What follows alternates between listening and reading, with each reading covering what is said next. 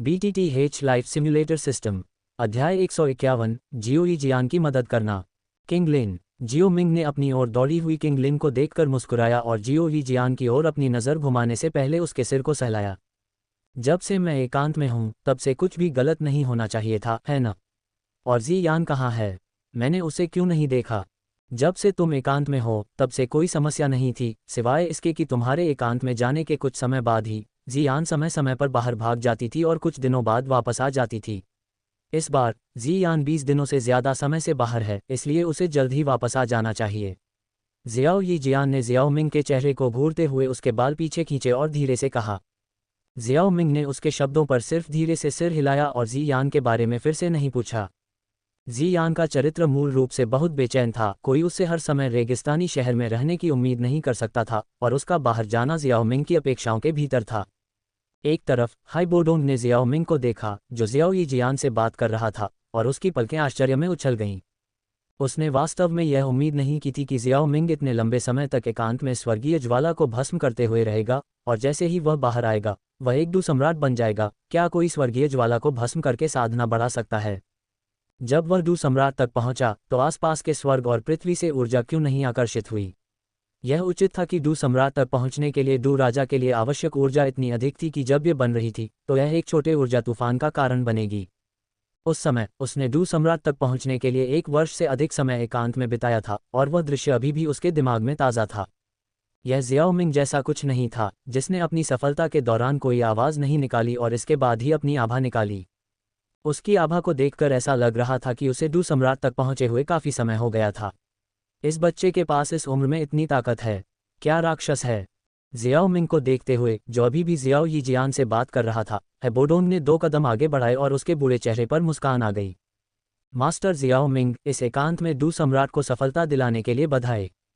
महामहिम बर्फ सम्राट बहुत विनम्र हैं, कृपया इस सफलता से आपके गुप्त कमरे को नुकसान पहुंचाने के लिए मुझे दोष न दें, और इन दिनों जियाओ यी जियान और किंग लिन दोनों का ख्याल रखने के लिए धन्यवाद।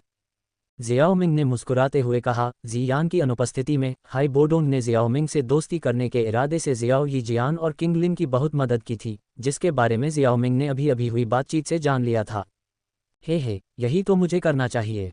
हाई बोडोंग के चेहरे पर मुस्कान थोड़ी और बढ़ गई। अब जब मास्टर एकांत से बाहर आ गए हैं तो इस बूढ़े आदमी की गोलियां, ओह गोलियां, मैंने आज ही सफलता पाई है। जब तक मैं अपनी ताकत से परिचित नहीं हो जाता तब तक प्रतीक्षा करें और कल मैं इसे परिष्कृत करने में आपकी मदद करूंगा।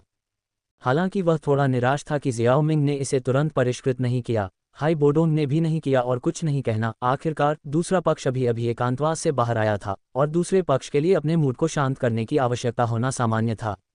वैसे भी उसकी साधना दशकों से बंद थी, एक और दिन मायने नहीं रखता। उस स्थिति में मैं अब तुम्हें परेशान नहीं करूंगा युवाओं। ये कहते हुए हाई बोडोंग ने दालान छोड़ने से पहले कुछ शरारती ढंग से मुस्कुराया। हाई बोडोंग के शब्दों से जियो यी जियान और किंग लिन दोनों थोड़ा शर्मा गए, लेकिन उन्होंने कुछ नहीं कहा। इस बीच जियो मिंग ने अपनी बाहें उठाईं और कुछ इस तरह बुदबुदाया, इतना बुरा और इतना विकृत। फिर जियो यी जियान की ओर देखा जो उसके सामने था। चलो पहले तुम्हारे कमरे में चलते हैं ताकि तुम्हारी साधना से संबंधित कुछ बातें कर सकें। मेरे पीछे आओ। ... जियो यी जियान का कमरा आकर्षक और सुरुचिपूर्ण था, हवा में हल्की खुशबू भर रही थी। कुर्सी पर बैठे बैठे जियाओ मिंग ने किंग लिन द्वारा दी गई चाय की चुस्की ली। तभी उसने जियाओ यी जियान की ओर देखा। आपकी ताकत 5 सितारा मास्टर तक पहुंच गई है, आपकी ताकत बहुत तेजी से बढ़ रही है, क्या आपके शरीर में कुछ अलग है? फिलहाल यह अभी भी पहले जैसी ही स्थिति में है, कोई असुविधा नहीं है। जियो यी जियान ने अपना सिर हिलाया और कहा। मूल कहानी में जब जियो यी जियान पूर्वज के पास पहुंची थी तो शोकपूर्ण विष शरीर को केवल आंशिक रूप से नियंत्रित किया गया था और पूरी तरह से फटने की प्रवृत्ति थी। हालांकि अब भले ही जियो यी जियान की ताकत बहुत तेजी से बढ़ रही थी, फिर भी एक संभावना थी कि शोकपूर्ण विष शरीर फट जाएगा। हालांकि मुझे कोई बड़ी समस्या नहीं थी, हालांकि मेरे शरीर ने पहले से ही शोकपूर्ण विष शरीर की अपनी विषाक्तता को दिखाना शुरू कर दिया है। पिछली बार जब जियोलिन किंग लिन के जादुई जानवर ने मुझे छुआ था तो ठीक होने में कई दिन लग गए थे। वैसे जियोलिंग वह 2 सिर वाला ज्वाला आत्मा सर्प है। जियो मिंग उसके शब्दों पर दंग रह गई। 2 सिर वाला ज्वाला आत्मा सर्प एक चौथे दर्जे का जादुई जानवर था। जियो यी जियान का शोकपूर्ण विष शरीर, क्या वास्तव में इसका ये स्तर था विषाक्तता का पहले से ही? ये सोचते हुए जियाओ मिंग ने सीधे जियाओ यी जियान का दाहिना हाथ पकड़ लिया। जियाओ यी जियान ने अनजाने में चकमा देने की कोशिश की, लेकिन जियाओ मिंग की गति के साथ वह कैसे चकमा दे सकती थी। जियाओ मिंग, तुम। जियाओ यी जियान ने जियाओ मिंग को चिंता भरी आंखों से देखा। तुम्हें इस बात की चिंता करने की ज़रूरत नहीं है कि तुम्हारा जहरीला शरीर मुझे नुकसान पहुंचाएगा। जियाओ मिंग ने जियाओ यी जियान के शरीर की स्थिति को ध्यान से महसूस किया और देखा, और जियाओ यी जियान की त्वचा के संपर्क में आने पर विषाक्तता के संचारित होने की चिंता नहीं की। जैसे ही वे जहर जियाओ मिंग के शरीर में प्रवेश करते, वे उसके शरीर के डुक्यूई द्वारा ऊर्जा में घुल जाते और उनका कोई निशान नहीं रह जाता। जियाओ मिंग की क्यूई विधि जुड़वां आत्माओं का उदय थी, और दोहरी तकनीकों का एक साथ उपयोग करने से न केवल उसे आत्मा का पोषण करने की अनुमति मिली, बल्कि खुद का पोषण भी हुआ। एक मजबूत शारीरिक शरीर और डू क्यूई की मात्रा जो कि सामान्य क्यूई विधियों से कहीं अधिक है, प्रदान करने के अलावा जियाओमिंग में अन्य विशेष तत्वों के लिए एक मजबूत प्रतिरोध भी था, इसलिए यह विषाक्तता जियाओमिंग के लिए कोई खतरा नहीं थी। बेशक इसका कुछ लेना देना इस तथ्य से था कि जियाओ यी जियान की वर्तमान ताकत बहुत कम थी। अगर जियाओ यी जियान की मौजूदा ताकत जियाओ मिंग जैसी ही होती तो वह जियाओ यी जियान को अपनी इच्छा से छू नहीं पाता, क्योंकि शोकपूर्ण जहर शरीर सिर्फ एक सामान्य नाम नहीं था।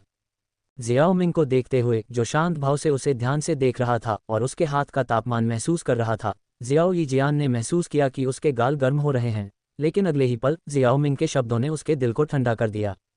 अगर मैं सही हूं तो तुम्हारा शोकपूर्ण जहर शरीर पहली बार फटने वाला है। जियाओ यी जियान की शारीरिक स्थिति की जांच करने के बाद जियाओ मिंग ने उसका हाथ छोड़ा और कहा, क्या बहन जियानर ठीक होगी? किंग ही, जो चुपचाप उसके बगल में खड़ी थी, ने थोड़ी चिंता के साथ पूछा। जियाओ यी जियान का चेहरा थोड़ा पीला था क्योंकि उसकी नज़र जियाओ मिंग पर टिकी हुई थी। ये खतरनाक नहीं है, आपको बस दर्द महसूस होगा। ऐसा इसलिए हो सकता है क्योंकि आपने हाल ही में बहुत सारे जहर खाए हैं और इनमें से कई जहर आपके शरीर में बने हुए हैं और पूरी तरह से परिष्कृत नहीं हुए हैं। जियाओ मिंग ने सोचा। जियाओ मिंग को अब मास्टर कीमियागर कहा जा सकता है और उन्हें इन चीज़ों के बारे में बहुत कुछ पता माना जा सकता है। जब अत्यधिक विकसित होने के दौरान शोकपूर्ण जहर शरीर फट गया तो ऐसा इसलिए हुआ क्योंकि जहर बहुत तेज था और शोकपूर्ण जहर शरीर वाला व्यक्ति अब इसे फटने से नहीं रोक सकता था। लेकिन जियाओ यी जियान के मामले में ऐसा इसलिए हुआ क्योंकि वह बहुत कमज़ोर थी और जहर पर उसका पर्याप्त नियंत्रण नहीं था। इस प्रकार के शरीर का सबसे इष्टतम बिंदु तब था जब यह मध्य चरण में विकसित हुआ, जहां व्यक्ति को विस्फोट के बारे में चिंता करने की ज़रूरत नहीं थी और वह जहर की शक्ति को अच्छी तरह से नियंत्रित कर सकता था, और ताकत भी काफ़ी अच्छी होगी। दूसरी ओर, ये शुरुआती और बाद के चरणों में होता है, जब व्यक्ति को कष्ट उठाना पड़ता है। जब जियाओ यी जियान ने सुना कि यह कोई गंभीर बात नहीं है, तो उसके चेहरे पर फिर से थोड़ा रंग आ गया। और इस समय जियाओ मिंग ने फिर कहा, अगर ये देर से होने वाला भयानक जहर शरीर विस्फोट था तो मुझे ज़्यादा कुछ नहीं करना पड़ता, लेकिन इस स्तर पर इसे अभी भी दबाया जा सकता है। किस तरह से? आप अपने अस्थि मज्जा को साफ करने और अपनी हड्डियों को परिष्कृत करने के लिए स्वर्गीय खजाने का उपयोग कर सकते हैं ताकि कुछ अवशिष्ट नवशोषित विषाक्त पदार्थ गायब हो जाएं, और बाद के समय में आप बस अधिक बार लोगों के खिलाफ प्रशिक्षण ले सकते हैं और जहर पर अपने नियंत्रण का अभ्यास कर सकते हैं। यह विधि तभी काम करती है जब आपकी ताकत अधिक न हो, बाद में ये काम नहीं करेगी, अभी सही समय है। ऐसा ही होता है कि मेरे पास स्वर्गीय खजाने हैं जो मज्जा को साफ कर सकते हैं और हड्डियों को परिष्कृत कर सकते हैं। बर्बाद करने का कोई समय नहीं है, जाओ और पानी का एक बैरल तैयार करो, मैं बाद में कुछ विषाक्त पदार्थों को निकालने में आपकी मदद करूंगा। ठीक है। जियाओ यी जियान ने अपना सिर हिलाया और जाने के लिए तैयार हो गई। जियाओ यी जियान के जाने से कमरे में सन्नाटा छा गया, जिस समय जियाओ मिंग ने अपनी नज़र किंग लिन की ओर घुमाई। किंग लिन को देखने के बाद जब तक उसका छोटा चेहरा लाल नहीं हो गया, जियाओ मिंग ने अपनी नज़र हटाई। जब वे पहली बार मिले थे तब डू क्यूई की साधना के लगभग शून्य स्तर की तुलना में किंग लिन की शक्ति तेजी से बढ़ रही थी। इस समय वह पहले से ही 8 सितारा डू शिष्य पर थी।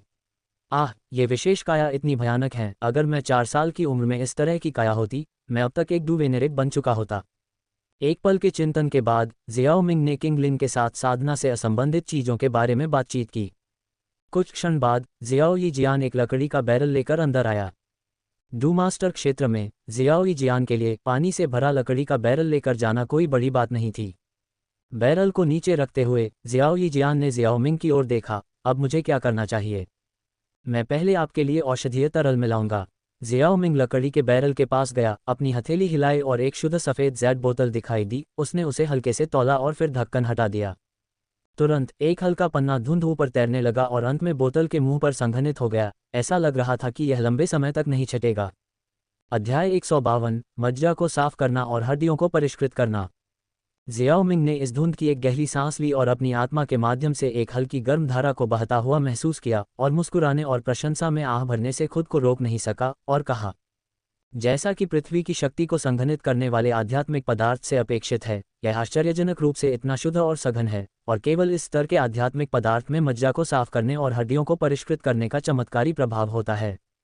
उसके बगल में जियोई जियान ने भी उत्सुकता से गोली की बोतल को देखा, जिससे घना कोहरा निकल रहा था। ये कोर क्वेंचिंग बॉडी मिल्क है। जिज्ञासु जियोई जियान को समझाने के बाद जियोमिंग ने जेड जार को थोड़ा झुकाया और सावधानी से लकड़ी के बैरल में तरल की कुछ बूंदें डालीं। कोर क्वेंचिंग बॉडी मिल्क की बूंदें डालने पर लकड़ी के बैरल में साफ पानी तुरंत एक पन्ना रंग में बदल गया, जो नग्न आंखों से दिखाई देने वाली गति से था, और एक हल्का कोहरा धीरे धीरे पानी की सतह से रिसने लगा, जो लंबे समय तक बना रहा, जिससे ये बेहद विचित्र दिखाई देने लगा। जेड की शीशी को उसके स्टोरेज रिंग में रखते हुए जियाओ मिंग ने अपनी हथेली को फिर से हिलाया। उसके हाथ में एक पौधा दिखाई दिया, जिसका शरीर लाल था और उसकी जड़ों पर कई तंबू थे।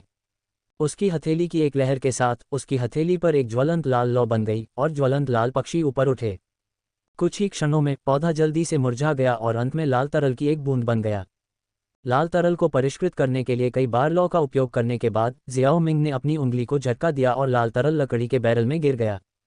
जैसे ही लाल तरल की बूंद गिरी, पानी की सतह, जो मूल रूप से पन्ना रंग की थी, धीरे धीरे गहरे रंग में बदल गई। ऐसा करने के बाद जियाओ मिंग की हथेली सफ़ेद रोशनी से चमक उठी और उसके हाथ में एक और औषधीय जड़ी बूटी दिखाई दी। कुछ मिनटों के शोधन के बाद औषधीय जड़ी बूटी भी हरे रंग के तरल की एक बूंद बन गई और लकड़ी की बाल्टी में गिर गई, जिससे पानी का रंग भी हल्का नीला हो गया। एक एक करके अलग अलग दिखने वाली औषधीय जड़ी बूटियों को जियाओ मिंग ने लगातार बाहर निकाला, परिष्कृत किया और बैरल में फेंक दिया।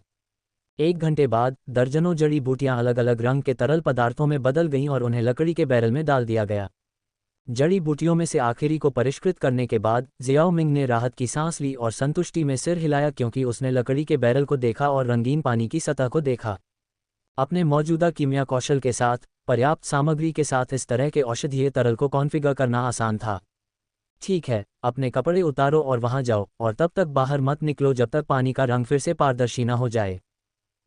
जियाओ यी जियान, जो उसे एक तरफ मंत्रमुग्ध होकर देख रही थी, ये सुनकर पूरी तरह से लाल हो गई। उसके दोनों हाथ उसके कपड़ों के कोनों को पकड़ रहे थे, थोड़ा खोया हुआ महसूस कर रही थी। उसके बगल में किंग लिन, जिसने उसकी बातें सुनी थीं, वह भी चौंक गई और अपनी आंखें जियाओ यी जियान और जियाओ मिंग के बीच घूमने से नहीं रोक पाए। माफ़ करना, मेरा इरादा तुम्हारा फ़ायदा उठाने का नहीं है। कोर क्वेंचिंग बॉडी मिल्क की ऊर्जा बहुत बड़ी है, और तुम्हारी वर्तमान ताकत के साथ इसे सीधे मौखिक रूप से लेना असंभव है, इसलिए तुम इसे केवल इसी तरह से ले सकते हो, और फिर भी इसे अन्य औषधीय सामग्रियों के साथ मिलाना होगा, तभी यह अस्थि मज्जा को साफ करने और हड्डियों को परिष्कृत करने का प्रभाव डाल सकता है। इसके अलावा औषधीय तरल में निहित औषधीय शक्ति से तुम्हें अभिभूत होने से बचाने के लिए मुझे तुम्हें किनारे पर देखना होगा। मुझे आशा है कि तुम समझ सकते हो। जियाओ मिंग ने एक गंभीर भाव के साथ कहा, थोड़ा असहाय महसूस करते हुए, लेकिन जियाओ यी जियान की भलाई का ख्याल रखना उसका कर्तव्य था। मैं जानता हूँ। जियाओ यी जियान ने अपने दिल में शर्मिंदगी को बलपूर्वक दबाया और फुसफुसाया। एक डॉक्टर के रूप में वह जानती थी कि जियाओ मिंग ने पहले जो औषधीय सामग्रियां निकाली थीं, वे कितनी मूल्यवान थीं, खासकर कोर क्वेंचिंग बॉडी मिल्क, जो अस्थि मज्जा को साफ कर सकती थी और हड्डियों को परिष्कृत कर सकती थी।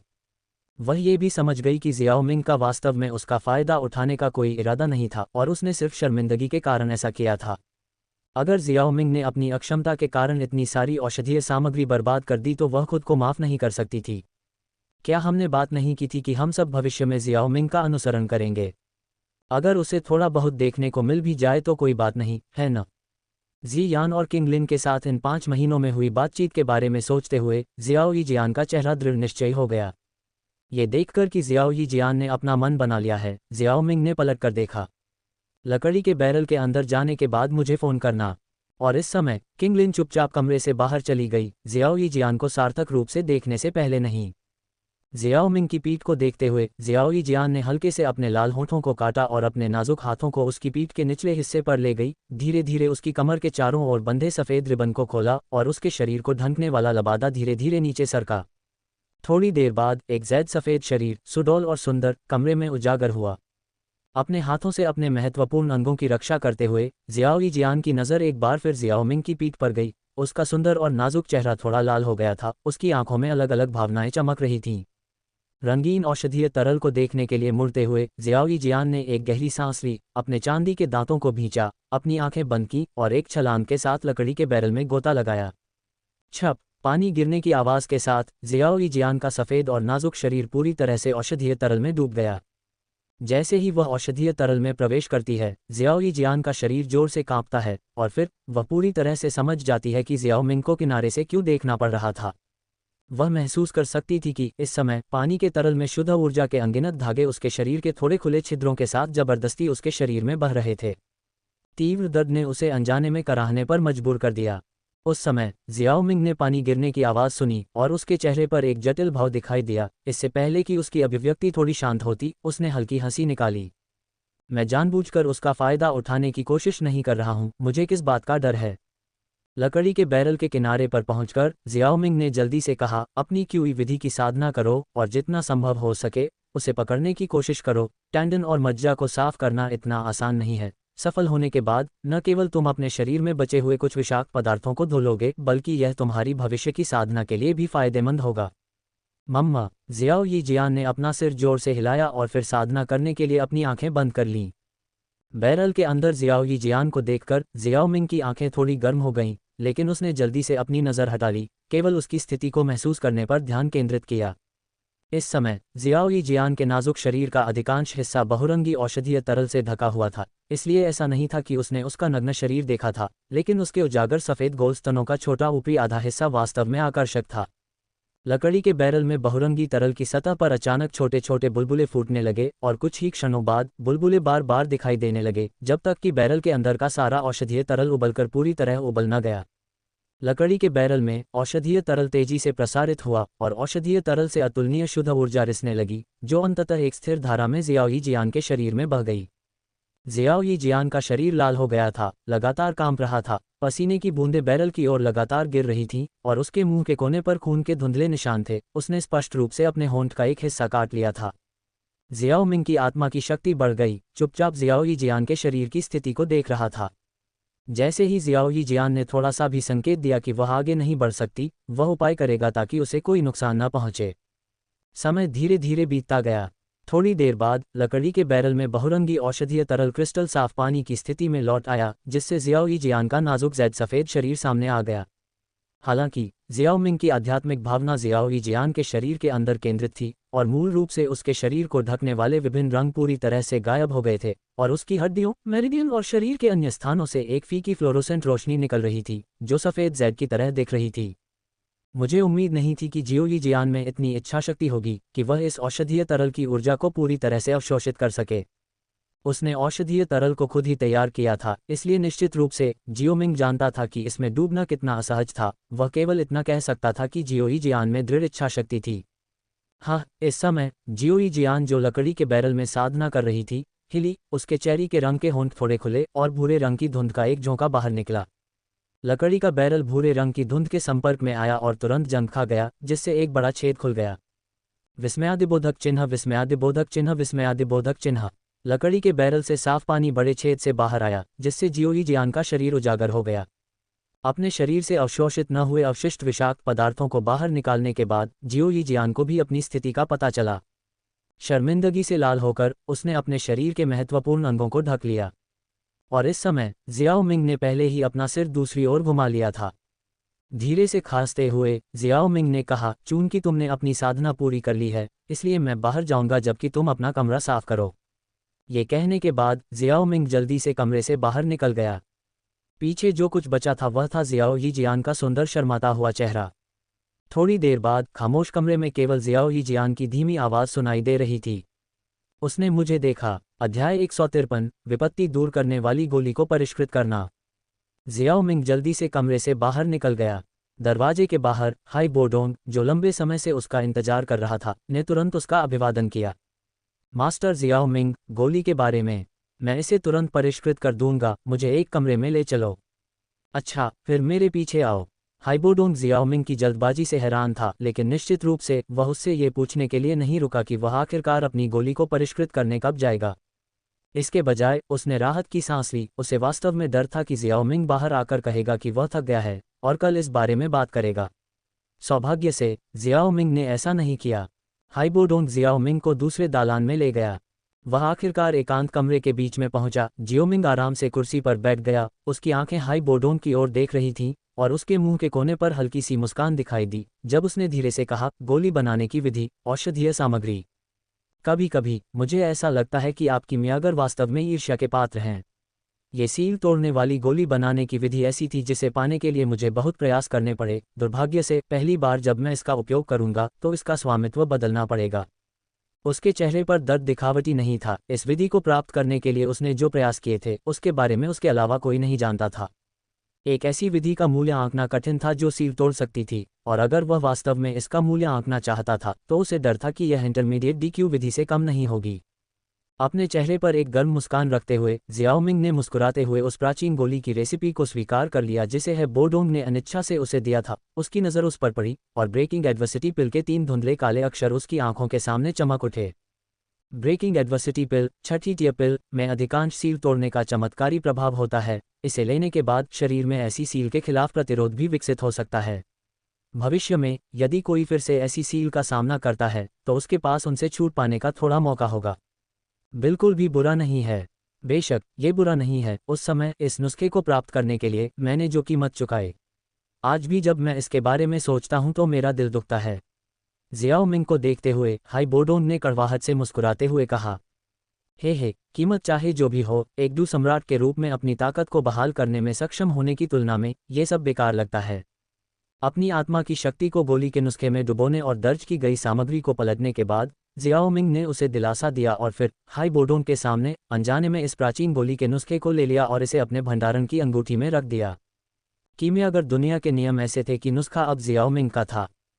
जब हाइबोडोंग ने जियाओमिंग की हरकत देखी तो उसके मुंह का कोना थोड़ा हिल गया और काफी देर बाद वह केवल अवसाद में अपना सिर हिला सकता था।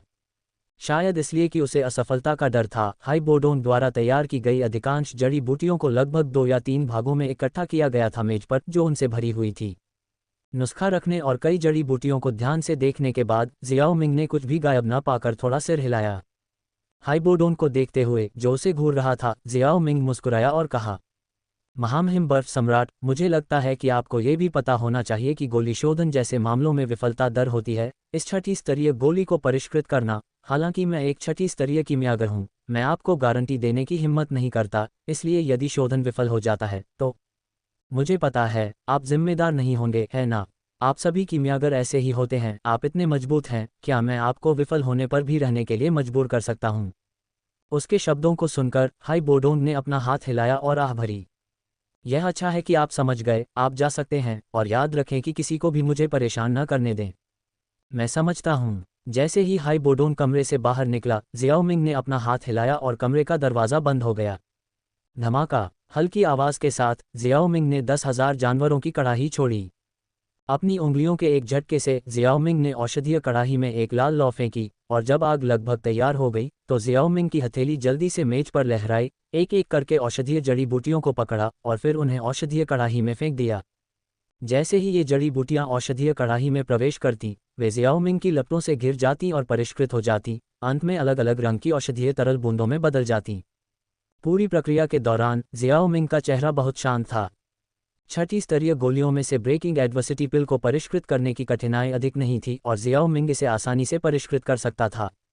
साफ सुथरे कमरे के बीच में सूर्यास्त का समय आ गया। गहरे लाल रंग की औषधीय कड़ाही हवा में धीरे धीरे घूम रही थी, जिसमें लाल लपटें हिंसक रूप से फड़फड़ा रही थीं। जैसे ही यह घूमता था, इसके चारों ओर की जगह से ऊर्जा की छोटी छोटी निरंतर तरंगें निकलती थीं। औषधीय कड़ाही पर केंद्रित ऊर्जा की ये तरंगें एक चक्र बनाती थीं और धीरे धीरे सभी दिशाओं में फैलती थीं, दीवारों को छूते ही चुपचाप बिखर जाती थीं। जलती हुई औषधीय कड़ाही के अंदर लपटों के जलने के साथ ही एक अंगूठे के आकार की बैंगनी गोली का प्रोटोटाइप आकार ले लेता था और एक निश्चित बिंदु पर कड़ाही से अचानक एक तीव्र सुगंध निकलती थी जो लंबे समय तक कमरे में भर जाती थी। जियोमिंग, जो औषधीय कड़ाही के सामने क्रॉस लेग बैठा था, उसे लगा कि अब लगभग समय हो गया है और अपनी हथेली की एक लहर के साथ कड़ाही से लपटें उठने लगीं और एक पल में बैंगनी गोली का प्रोटोटाइप पूरी तरह से उसमें समा गया, जिससे तीव्र जलने का अंतिम दौर शुरू हो गया। लपटें केवल एक झिलमिलाहट के लिए उठीं और फिर जल्दी से फैल गईं और लपटों के फैलने के साथ कड़ाही के अंदर एक गोल अंगूठे के आकार की गोली दिखाई दी जो हल्के से बैंगनी रंग की चमक रही थी। जिस क्षण बैंगनी गोली प्रकट हुई, गोली के भीतर से ऊर्जा की एक भयंकर लहर निकली, जो 10,000 जानवरों की कड़ाही से गुजरते समय आंशिक रूप से रुक गई, लेकिन बाकी अभी भी रिस कर बाहर आ गई और निर्दयतापूर्वक सभी दिशाओं में फैल गई। गोली द्वारा बनाए गए उतार चढ़ाव को अनदेखा करते हुए जियाओमिंग के हाथ ने एक हरकत की और बैंगनी गोली नीचे उतरी और आज्ञाकारी ढंग से उसकी हथेली में आ गई। इस गोली की सतह एक हल्के बैंगनी रंग की थी, गोल और चमक से भरी हुई। गोली की सतह पर एक अजीब पैटर्न लग रहा था जो कृत्रिम रूप से नहीं बनाया गया था, और ये पैटर्न एक विशेष छवि की तरह मुड़ते और मुड़ते थे जिसका गहरा अर्थ था। जब कोई इस ब्रेकिंग एडवर्सिटी पिल को करीब से देखता है तो कोई इसमें निहित अजीब शक्ति को महसूस कर सकता है। ये शक्ति मुख्य घटक थी जो सील को तोड़ सकती थी। जियाओ मिंग ने गोली में कोई अतिरिक्त सामग्री नहीं डाली। कभी कभी पेशेवर नैतिकता अभी भी आवश्यक थी, और भले ही हाई बोडोंग ने अपनी ताकत वापस पाली हो, लेकिन यह उसके लिए गर्म होने के लिए पर्याप्त नहीं होगा।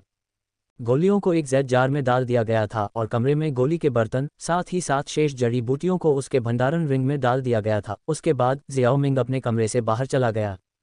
हाइबोडोन पहले से ही कमरे के बाहर काफी देर से इंतजार कर रहा था, और उसकी शक्ल देखकर लगता था कि उसे पूरा दिन वहीं रहना चाहिए था और कभी हिलना डुलना नहीं चाहिए था। जैसे ही जियाओमिंग की शक्ल सामने आई, हाइबोडोन उसके पास जाने के लिए बेताब हो गया। मास्टर जियाओमिंग, क्या यह उतार चढ़ाव अभी अभी परिष्कृत की गई गोली की वजह से था? जियाओमिंग ने हल्के से अपनी हथेली हिलाई और एक जैड की बोतल हाइबोडोन की ओर फेंकी गई। यहाँ, ये वह गोली है जिसकी तुम्हें जरूरत है। उसकी ओर फेंकी गई जैड की बोतल को देखते हुए हाइबोडोन ने उसे पकड़ने के लिए अपने हाथों और पैरों का इस्तेमाल किया, उसे सावधानी से पकड़े हुए जैसे कि वह अपने बच्चे को ले जा रहा हो। उसकी आंखें जैड की बोतल के अंदर बैंगनी रंग की गोली पर पड़ीं और उसके पीले बूढ़े चेहरे पर परमानंद की एक झलक उभरी। हाइबोडोन को देखते हुए, जो परमानंद से भरे चेहरे के साथ जैड की शीशी को पकड़े हुए था, जियाओमिंग हल्के से हंसा और मुस्कुराया। मैंने पहले ही गोली को परिष्कृत कर लिया है, अब तुम इसका असर चख सकते हो। ठीक है। हाइबोडोन ने जैड की बोतल को कसकर पकड़ रखा था, उसका बूढ़ा चेहरा अधीरता से भरा हुआ था। उसे गोली की प्रामाणिकता के बारे में कोई संदेह नहीं था। जियाओमिंग के एकांतवास के दौरान उसने अपने कुछ संपर्कों के माध्यम से जियाओमिंग की प्रतिष्ठा के बारे में बहुत पहले ही पूछताछ कर ली थी। वास्तव में बहुत अधिक खोजबीन करने की आवश्यकता नहीं थी। ये कहा जा सकता था कि वर्तमान जियाओमिंग जियामा साम्राज्य में प्रसिद्ध था। एक बार 1000 साल में राक्षसी प्रतिभा, सबसे कम उम्र के छठे स्तर के कीमियागर और कीमियागर संघ के ग्रैंड एल्डर, ये सभी उपाधियां पूरे जियामा साम्राज्य में फैली हुई थीं। जियामा साम्राज्य की सीमा पर स्थित डेजर्ट सिटी को साम्राज्य के अंदर से समाचार प्राप्त करने में थोड़ा अधिक समय लगता था। इसके अलावा हाइबोडोन छिपकर नक्शे बना रहा था, इसलिए वह उन मामलों के प्रति उदासीन रहता था। इसलिए वह पहले जियाओमिंग से परिचित नहीं था और उसे विशेष रूप से पूछना पड़ा। जियाओमिंग की पहचान जानने के बाद हाइबोडोन को जियाओमिंग की गोली शोधन क्षमता के बारे में कोई संदेह नहीं था। अध्याय 154, जी यान की वापसी। जब उसने सोचा कि उसकी साधना, जो कई वर्षों से बंद थी, जल्द ही बहाल हो जाएगी, तो हाइबोडोन के चेहरे पर एक सुखद मुस्कान दिखाई दी। उसने ध्यान से जैड की बोतल को अपने स्टोरेज रिंग में रखा और फिर जियाओमिंग से कहा, मास्टर जियाओमिंग, मैं बाद में सील तोड़ने के बाद खुद को एक भूमिगत कमरे में एकांत में रखूंगा। ये कमरा आभा को बहुत अधिक लीक होने से भी रोकेगा ताकि कुछ अनावश्यक परेशानियों से बचा जा सके। क्या परेशानी हो सकती है? रेगिस्तानी शहर से लोग आकर परेशानी पैदा करने की हिम्मत कैसे करेंगे? ऐसा सोचते हुए जियाओमिंग ने कुछ नहीं कहा, लेकिन हल्की हंसी निकाली। आप जो भी उचित समझें कर सकते हैं। फिर मैं विदा लेता हूँ। मुझे नहीं पता कि सील को खोलने में कितना समय लगेगा। मास्टर, इस बीच तंबू के भीतर आपकी इच्छानुसार कोई भी व्यवस्था कर सकते हैं। इन शब्दों के साथ हाइबोडोन दालान से बाहर चला गया। जब हाइबोडोन की झुकी हुई पीठ उसकी आंखों के सामने से ओझल हो गई, तो जियाओमिंग ने हल्की सी आह भरी, फिर हिम्मत जुटाई और दालान से बाहर कदम रखा। वह जियाओ यी जियान और किंगलिन की तलाश करने जा रहा था। दालान में रोशनी बहुत तेज नहीं थी और हर 3 मीटर की दूरी पर सिर्फ एक दीपक था जो मंद मंद रोशनी देता था। दालान बहुत बड़ा नहीं था, लेकिन मोड़ और घुमाव की डिग्री आम लोगों की कल्पना से परे थी। गलियारे के चारों ओर कुछ चक्कर लगाने के बाद इसके चारों ओर एक समान वातावरण लोगों को थोड़ा थका हुआ महसूस कराता था। हालांकि जियाओमिंग पहले भी 2 बार इस दालान से गुजर चुका था, इसलिए उसे कुछ भी महसूस नहीं हुआ। लंबे गलियारे में धीरे धीरे कदमों की मधुर आवाज बहुत देर तक गूंजती रही, जो स्पष्ट रूप से डरावनी लग रही थी। एक पल बाद जियाओमिंग एक कमरे में आया और दरवाज़ा खटखटाया। कृपया अंदर आएं। दरवाजे के अंदर से जियाओ यी जियान की आवाज़ सुनाई दी। चरमराहट। जियाओमिंग ने दरवाज़ा धक्का दिया और अंदर घुस गया। जियाओ यी जियान का कमरा कल देखे गए कमरे से अलग नहीं था। मज्जा की सफाई और हड्डी के शोधन से छोड़े गए पानी के दाग भी साफ हो चुके थे। इस समय जियाओ यी जियान के अलावा जो सफ़ेद कपड़े पहने हुए थे किंग लिन भी थे, जो गहरे हरे रंग के कपड़े पहने हुए थे। जब उन्होंने जियाओ मिंग को प्रवेश करते देखा तो जियाओ यी जियान और किंग लिन, जो मेज पर बातचीत कर रहे थे, खड़े हो गए और जियाओ मिंग का अभिवादन किया। जियाओ मिंग ने अपना हाथ हिलाया और कहा, ऐसी शिष्टता की कोई ज़रूरत नहीं है, बैठ जाओ। इसके साथ ही जियाओ मिंग भी मेज के बगल में बैठ गए। कमरा तुरंत शांत हो गया और इस थोड़े असहज माहौल में अस्पष्टता का एक स्पर्श व्याप्त हो गया। किंगलिन ने इस थोड़े असहज माहौल को महसूस किया और अपनी खूबसूरत आंखें खोलीं, ये सोचते हुए युवा मास्टर और सिस्टर जियानर के साथ सुबह ऐसा क्या हुआ कि वे इस तरह का व्यवहार कर रहे हैं। एक पल के लिए चुप रहने के बाद जियाओ मिंग ने जियाओ यी जियान की ओर देखा और पूछा, जियाओ यी जियान, औषधीय स्नान का प्रभाव कैसा था? जब जियाओ यी जियान ने उसके शब्द सुने तो वह जिस मनोदशा को बनाए रखने की कोशिश कर रही थी वह तुरंत टूट गई और सुबह जो कुछ हुआ था उसे याद करते ही उसके बेदाग सफ़ेद चेहरे पर लाल धुंध छा गई।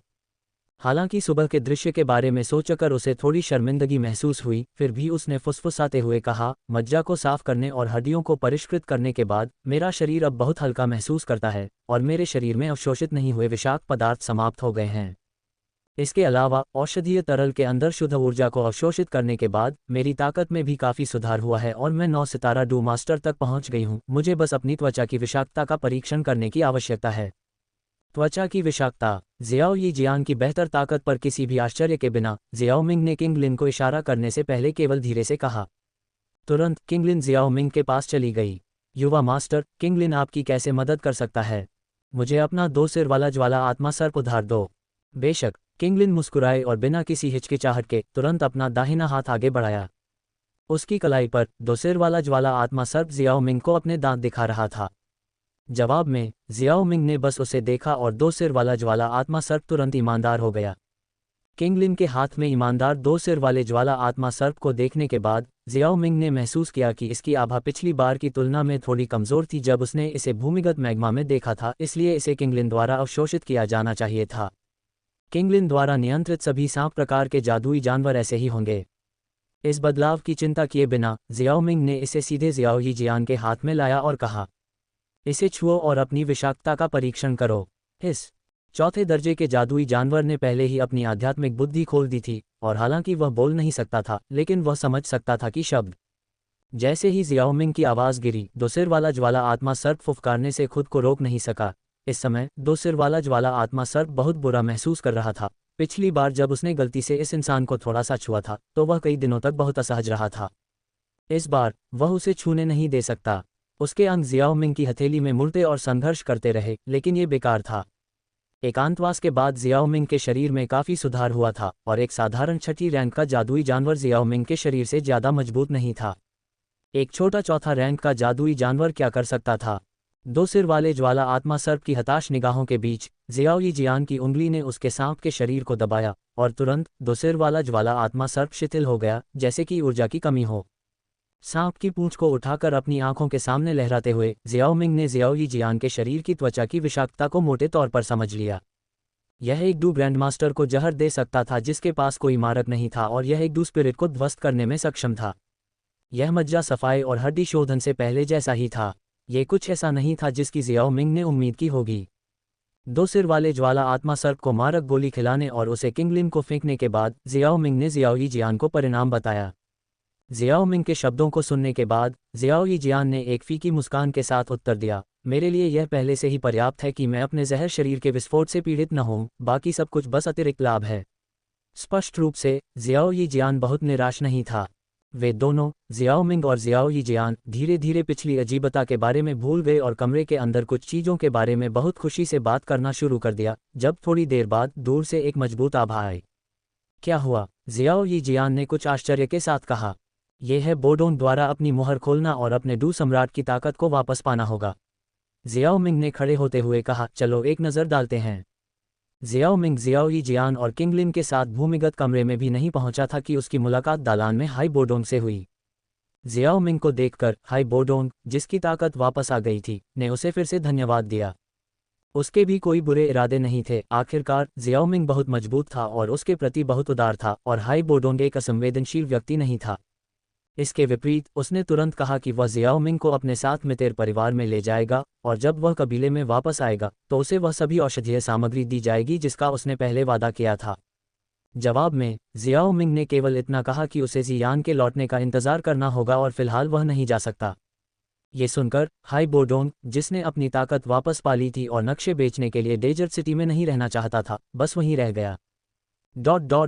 अगले दिनों में जियाओ मिंग हाई बोडोंग के स्टोर पर रहा। उसने किंग लिन को कुछ डू तकनीक सिखाई, साथ ही जियाओ यीजियान को जहर पर नियंत्रण रखने में मदद की। इन दिनों जियाओ मिंग का जियाओ यीजियान के साथ रिश्ता और भी गहरा हो गया था, क्योंकि जब भी जियाओ यीजियान ट्रेनिंग से छुट्टी लेती थी तो वे दोनों अपने जीवन के अनुभवों के बारे में बातें करते थे। जियाओ मिंग ने जियाओ यीजियान के बचपन के बारे में जाना और कैसे वह किंगशान टाउन की छोटी सी दुकान में डॉक्टर बनी, हालांकि उसके एक हिस्से को लगा कि जियाओ यीजियान कुछ छिपा रही है। हालांकि उसके पास भी रहस्य थे, इसलिए उसे ज्यादा परवाह नहीं थी।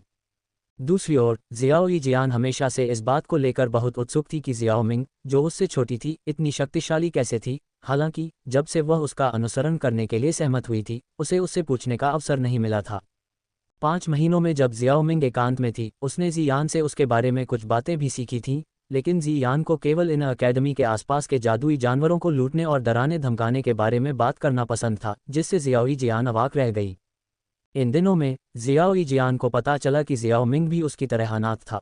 उसने जियाओ कबीले में उसके अनुभवों के बारे में भी जाना, साथ ही पहली बार जब उसने अपने गुरु की मदद से कीमिया सीखी और खतरनाक ब्लैक कॉनक क्षेत्र में अपनी छोटी उम्र में उसके साहसिक कारनामे के बारे में भी जाना।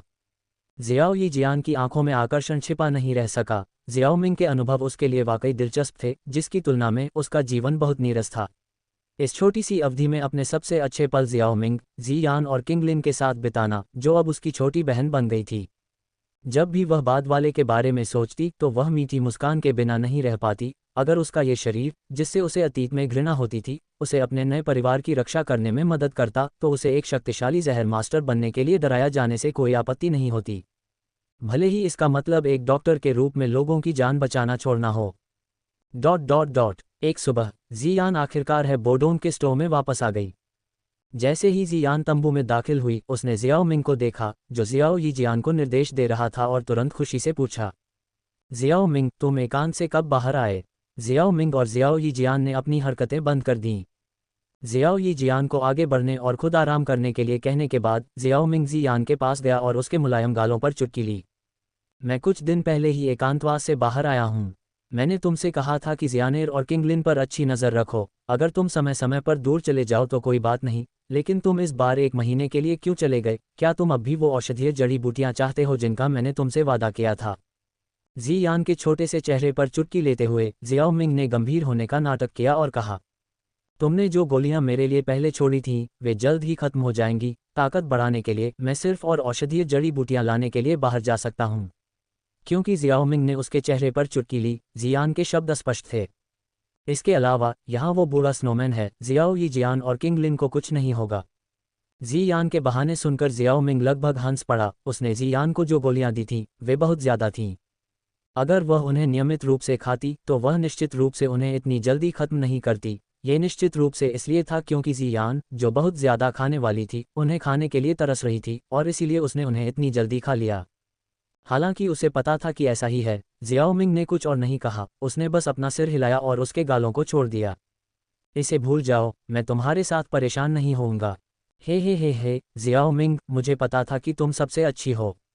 जियान ने जियाओ मिंग की बाहों में कूदने और गहरी सांस लेने के बाद कहा, अब मुझे बताओ, इस बार वापस आने में तुम्हें इतना समय क्यों लगा? जियाओ मिंग ने जियान के सिर को सहलाते हुए पूछा। जियाओ मिंग का सवाल सुनकर जियान की भावनाएं स्पष्ट रूप से बढ़ गईं और उसने अपना सिर उठाया और जियाओ मिंग से कहा, मैंने इस बार बाहर एक नया दोस्त बनाया है। एक दोस्त? यह एक दुर्लभ चीज है। जियान हमेशा से ही आम लोगों से दोस्ती करने से कतराता था, लेकिन तब 10,000 बीस्ट फ्लेम और कीमिया की बदौलत ही उन दोनों की पहली मुलाकात हुई थी। इसलिए जियाओ मिंग ने दिलचस्पी से पूछा, दूसरे पक्ष का नाम क्या है? मेडुसा। खांसी जियाओ मिंग का गला भर आया, लेकिन एक बार जब उसने इसके बारे में सोचा तो जियाओ मिंग को लगा कि यह समझ में आता है। जियामा साम्राज्य के पास सबसे ज्यादा खजाने वाले सांप लोग थे, और अगर जियान स्वर्गीय खजानों की तलाश कर रही थी तो उसकी नज़र निश्चित रूप से सांप लोग जनजाति के खजाने पर होगी। अगर उसे सही से याद है तो मूल कहानी में वे दोनों बहुत करीब थे। मेडुसा अक्सर जियान को दूसरे लोगों की औषधीय जड़ी बूटियां चुराने के लिए ले जाती थी। अब वे दोनों मिले और अच्छे दोस्त बन गए, जिससे जियाओ मिंग को आश्चर्य नहीं हुआ। निस्संदेह जियान के शब्दों ने उसके विचारों की पुष्टि की। 1 महीने पहले, क्योंकि आसपास के शहर में औषधीय जड़ी बूटियां अरे नहीं, आसपास के पहाड़ों में औषधीय जड़ी बूटियां मेरे द्वारा समाप्त हो गई थीं, इसलिए मैं औषधीय जड़ी बूटियों की तलाश में रेगिस्तान की यात्रा पर गया था। फिर जब मैं स्नैक पीपल जनजाति के पास औषधीय जड़ी बूटियों की तलाश कर रहा था, तो मेरी मुलाकात सिस्टम मेडुसा से हुई और दूसरी पार्टी ने मुझे बहुत सारी चीजें दीं। जियान ने अपनी स्टोरेज रिंग के अंदर से औषधीय जड़ी बूटियों का एक गुच्छा निकाला, फिर उसकी बड़ी आंखों ने उम्मीद से भरी जियाओ मिंग को देखा। अर्थ स्पष्ट था। जियान की कहानी में कुछ चूक थी। वह औषधीय जड़ी बूटियों की तलाश में बाहर गई थी, लेकिन उसने उन्हें कहाँ पाया, ये केवल वह खुद जानती थी। जियाओ मिंग ने आह भरी। जियान और रानी मेडुसा दोस्त बन गए, लेकिन फिर भी उसे इससे कोई फर्क नहीं पड़ा। वह उसके पास आकर यह नहीं कह सकता था, मुझे आपकी नई दोस्त मेडुसा से परेशानी है, आपको उसके साथ खेलने की अनुमति नहीं है। जियान इतनी समझदार थी कि वह जानती थी कि किससे दोस्ती करनी है। तो जियाओ मिंग ने सिर्फ इतना कहा, देखा, मैं इन जड़ी बूटियों को गोलियों में बदलने में तुम्हारी मदद करूंगी, लेकिन इस महीने के दौरान तुमने उसे मेरे बारे में नहीं बताया, है ना? नहीं। हालांकि उसे नहीं पता था कि जियाओ मिंग ये क्यों पूछ रहा था, जियान ने सच्चाई से जवाब दिया। यह अच्छी बात है, लेकिन इससे पहले कि मैं तुम्हारी औषधीय जड़ी बूटियों को परिष्कृत करूं, मुझे कुछ काम करने हैं। तुम अभी रेगिस्तान से वापस आए हो, इसलिए पहले आराम करो। ठीक है। सिर हिलाते हुए जियान अपने कमरे की ओर गायब हो गई, जबकि जियाओ मिंग ने जियाओ यीजियान और किंगलिन को इकट्ठा किया। जियान, क्या आप कृपया हाई बोडोन को बता सकते हैं कि हम अब डेजर्ट सिटी छोड़ने के लिए तैयार हैं? महम, अध्याय 155, सड़क पर युन युन से मुलाकात। जियो यीजियान द्वारा हाई बोडोन को सूचित करने के बाद हाई बोडोन ने सामान पैक करना शुरू कर दिया। वास्तव में उसे जो सामान पैक करना था, हाई बोडोन ने पहले ही पैक कर लिया था। उसने केवल कुछ और कपड़े लिए। उसने उस छोटी सी दुकान से कुछ भी नहीं लिया जहां वह दशकों से रह रहा था। उसके अनुसार शायद भविष्य में एक दिन, जब वह संघर्षों से थक जाएगा, तो वह इस जगह पर वापस आएगा और अपने बाकी दिन पूरी शांति से बिताएगा। जियो मिंग और लड़कियों के पास भी पैक करने के लिए कुछ नहीं था, इसलिए उन्हें अपना बैग पैक करने में ज्यादा समय नहीं लगा। जब तक जियान ने आराम करना समाप्त किया, दोपहर हो चुकी थी। जाने से पहले उन्होंने सादा दोपहर का भोजन किया। उसके बाद समूह हाई बोडोन की दुकान से निकल गया और डेजर्ट सिटी के बाहरी इलाके में पहुंच गया। एक ऊंचे रेत के टीले के ऊपर खड़े होकर हाई बोडोन ने रेगिस्तान और जमीन के बीच की सीमा पर बसे विशाल शहर पर एक आखिरी नज़र डाली और थोड़ा उदास होकर आह भरी। दशकों तक एकांत में रहने के बाद वह, जो पहले उदासीन हुआ करता था, इस जगह के लिए कुछ भावनाएं विकसित कर पाया। धीरे धीरे मुड़ते हुए हाई बोडोन ने जियाओ मिंग की तरफ देखा और पूछा, अब तुम कहाँ जा रहे हो? मुझे पहले कबीले में वापस जाना है, वुटेन सिटी। हाई बोडोन को पहले से ही जियाओ मिंग की जानकारी थी और वह जानता था कि वह वुटेन सिटी में जियाओ परिवार का सदस्य था। जियाओ मिंग को आश्चर्य नहीं हुआ, उसने बस धीरे से सिर हिलाया। ये सही है, मुझे आश्चर्य है कि महामहिम बर्फ सम्राट ने क्या व्यवस्था की है। इस बार मेरे पास जाने के लिए कोई जगह नहीं है, इसलिए मैं कुछ समय के लिए आपके पीछे चलूंगा। पुरस्कारों के अलावा मैं आपका बहुत बड़ा एहसानमंद हूँ, इसलिए मैं यूं ही नहीं जा सकता। आपका अनुसरण करके मैं ये भी देख सकता हूँ कि मैं किस तरह से एहसान चुका सकता हूँ, अन्यथा मैं हमेशा असहज रहूंगा।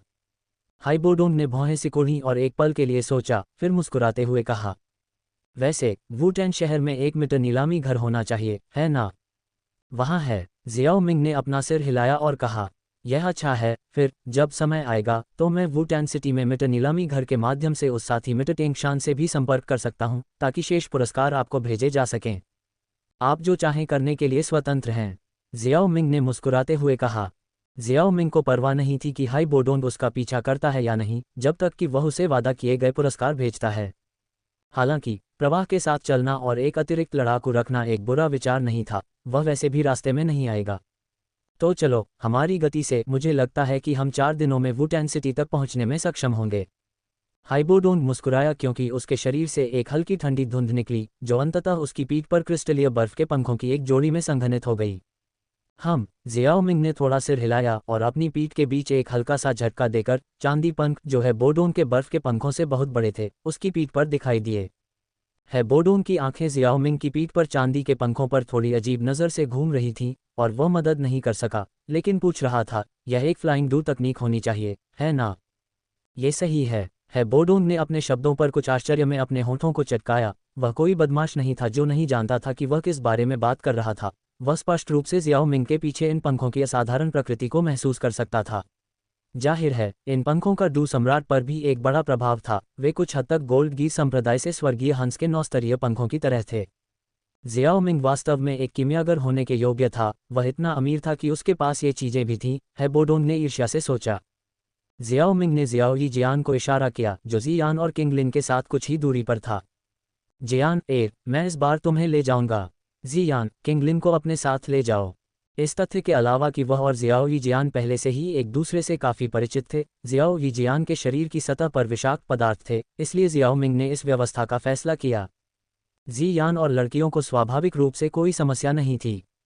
जियाओ ही जियान ने कुछ कदम आगे बढ़ाए और महसूस किया कि उसकी कमर पर एक गर्म हथेली दबाई गई है, और तुरंत जियाओ मिंग की खुशबू उसकी नाक में भर गई। इससे पहले कि वह शर्मीली हो पाती, जियाओ मिंग की आवाज़ उसके कानों तक पहुंची। क्या तुम तैयार हो? तैयार हो? यह जियान की आवाज़ थी। जैसे ही शब्द निकले, उसे भारहीनता का एहसास हुआ, जिससे जियाओ ही जियान ने अनजाने में जियाओ मिंग को गले लगा लिया। जियाओ ही जियान की हरकत को देखते हुए जियाओ मिंग रुक गया और अपने डूक्यूई का इस्तेमाल करके उसके सामने एक सुरक्षात्मक अवरोध बनाया, फिर अपनी गति को फिर से बढ़ा दिया। पलक झपकते ही वे चांदी की रोशनी की एक धारा में बदल गए और डेजर्ट सिटी के बाहर गायब हो गए। और उसके पीछे जियान और है बोडोंग ने भी अपने डूक्यूई पंखों को हिलाया और जल्दी से उसके पास पहुंच गए। हुश हुश। मैजिक बीस्ट माउंटेन रेंज के ऊपर कई आवाज़ें गूंजी, जिसने भोजन की तलाश में कई जादुई जानवरों का ध्यान आकर्षित किया। जब उन्होंने आसमान की ओर देखा तो आसमान में आकृतियां पहले ही गायब हो चुकी थीं। आसमान में उड़ने वाले कोई और नहीं बल्कि जियाओ मिंग और उसका समूह था। एक डू किंग और डू सम्राट की उड़ान की गति स्वाभाविक रूप से बहुत तेज थी, खासकर जियाओ मिंग, जिसके पास चांदी के पंख थे और वह 2 दिनों में रेगिस्तान शहर से वुतान शहर तक भी जा सकता था। हालांकि क्योंकि उसे हाई बोडोंग और जियान का इंतजार करना था, इसलिए जियाओ मिंग ने अपनी गति को कुछ हद तक कम कर दिया। फिर भी 3 दिनों की उड़ान के बाद जियाओ मिंग और उसका समूह मैजिक बीस्ट माउंटेन रेंज पर पहुंच गया, और जैसे ही वे मैजिक बीस्ट माउंटेन रेंज को पार कर गए, वे वुतान शहर को देख पाएंगे। थोड़ी देर तक तेज गति से हवा में उड़ने के बाद जियाओ मिंग अचानक रुक गया, और उसके पीछे जियान और हाई बोडोंग ने उसे देखा और उसके बगल में रुक गए। क्या हुआ? जियाओ मिंग, जियान, जो किंगलिन को पकड़े हुए था, ने हैरानी से पूछा। दूरी पर ताकतवर लोग लड़ रहे हैं, मैं सोच रहा था कि क्या कोई रास्ता अपनाना चाहिए। जियाओ मिंग ने कुछ देर सोचने के बाद आगे की ओर इशारा करते हुए कहा।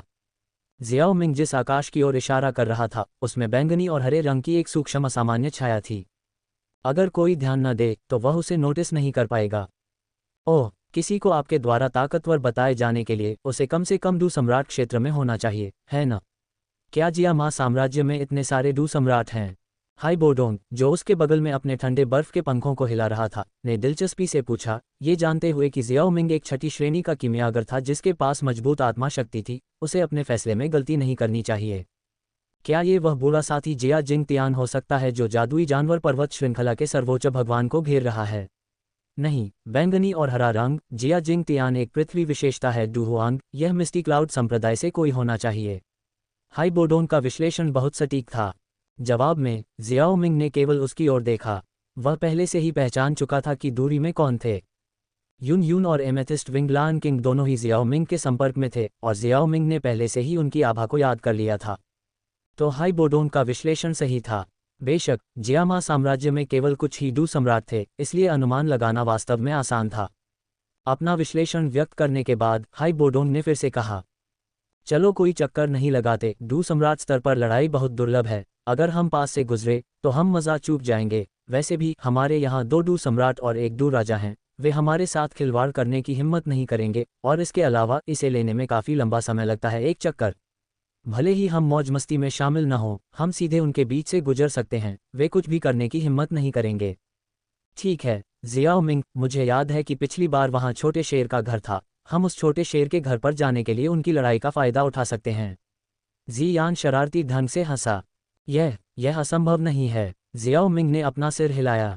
हालांकि अपनी आभा को छिपाना याद रखना, अन्यथा अगर वे दोनों हमें खोज लेते हैं तो हम नीलम पंख वाले शेर राजा की गुफा को चुरा नहीं पाएंगे। ये कहने के बाद जियाओ मिंग ने अपनी उड़ान की ऊंचाई कम कर दी और जियाओ ही जियान को अपने साथ जंगल से होते हुए उस आकाश की ओर ले गया जिसमें बैंगनी और हरा रंग था। नीले आकाश के ऊपर हिंसक ऊर्जा उतार चढ़ाव लगातार एक ऐसी आवाज़ पैदा कर रहे थे जो दबी हुई गड़गड़ाहट की तरह थी। हरा और बैंगनी रंग लगभग आधे आकाश को भर चुके थे, और आलसी सफ़ेद बादलों में भी 2 रंगों की चमक थी।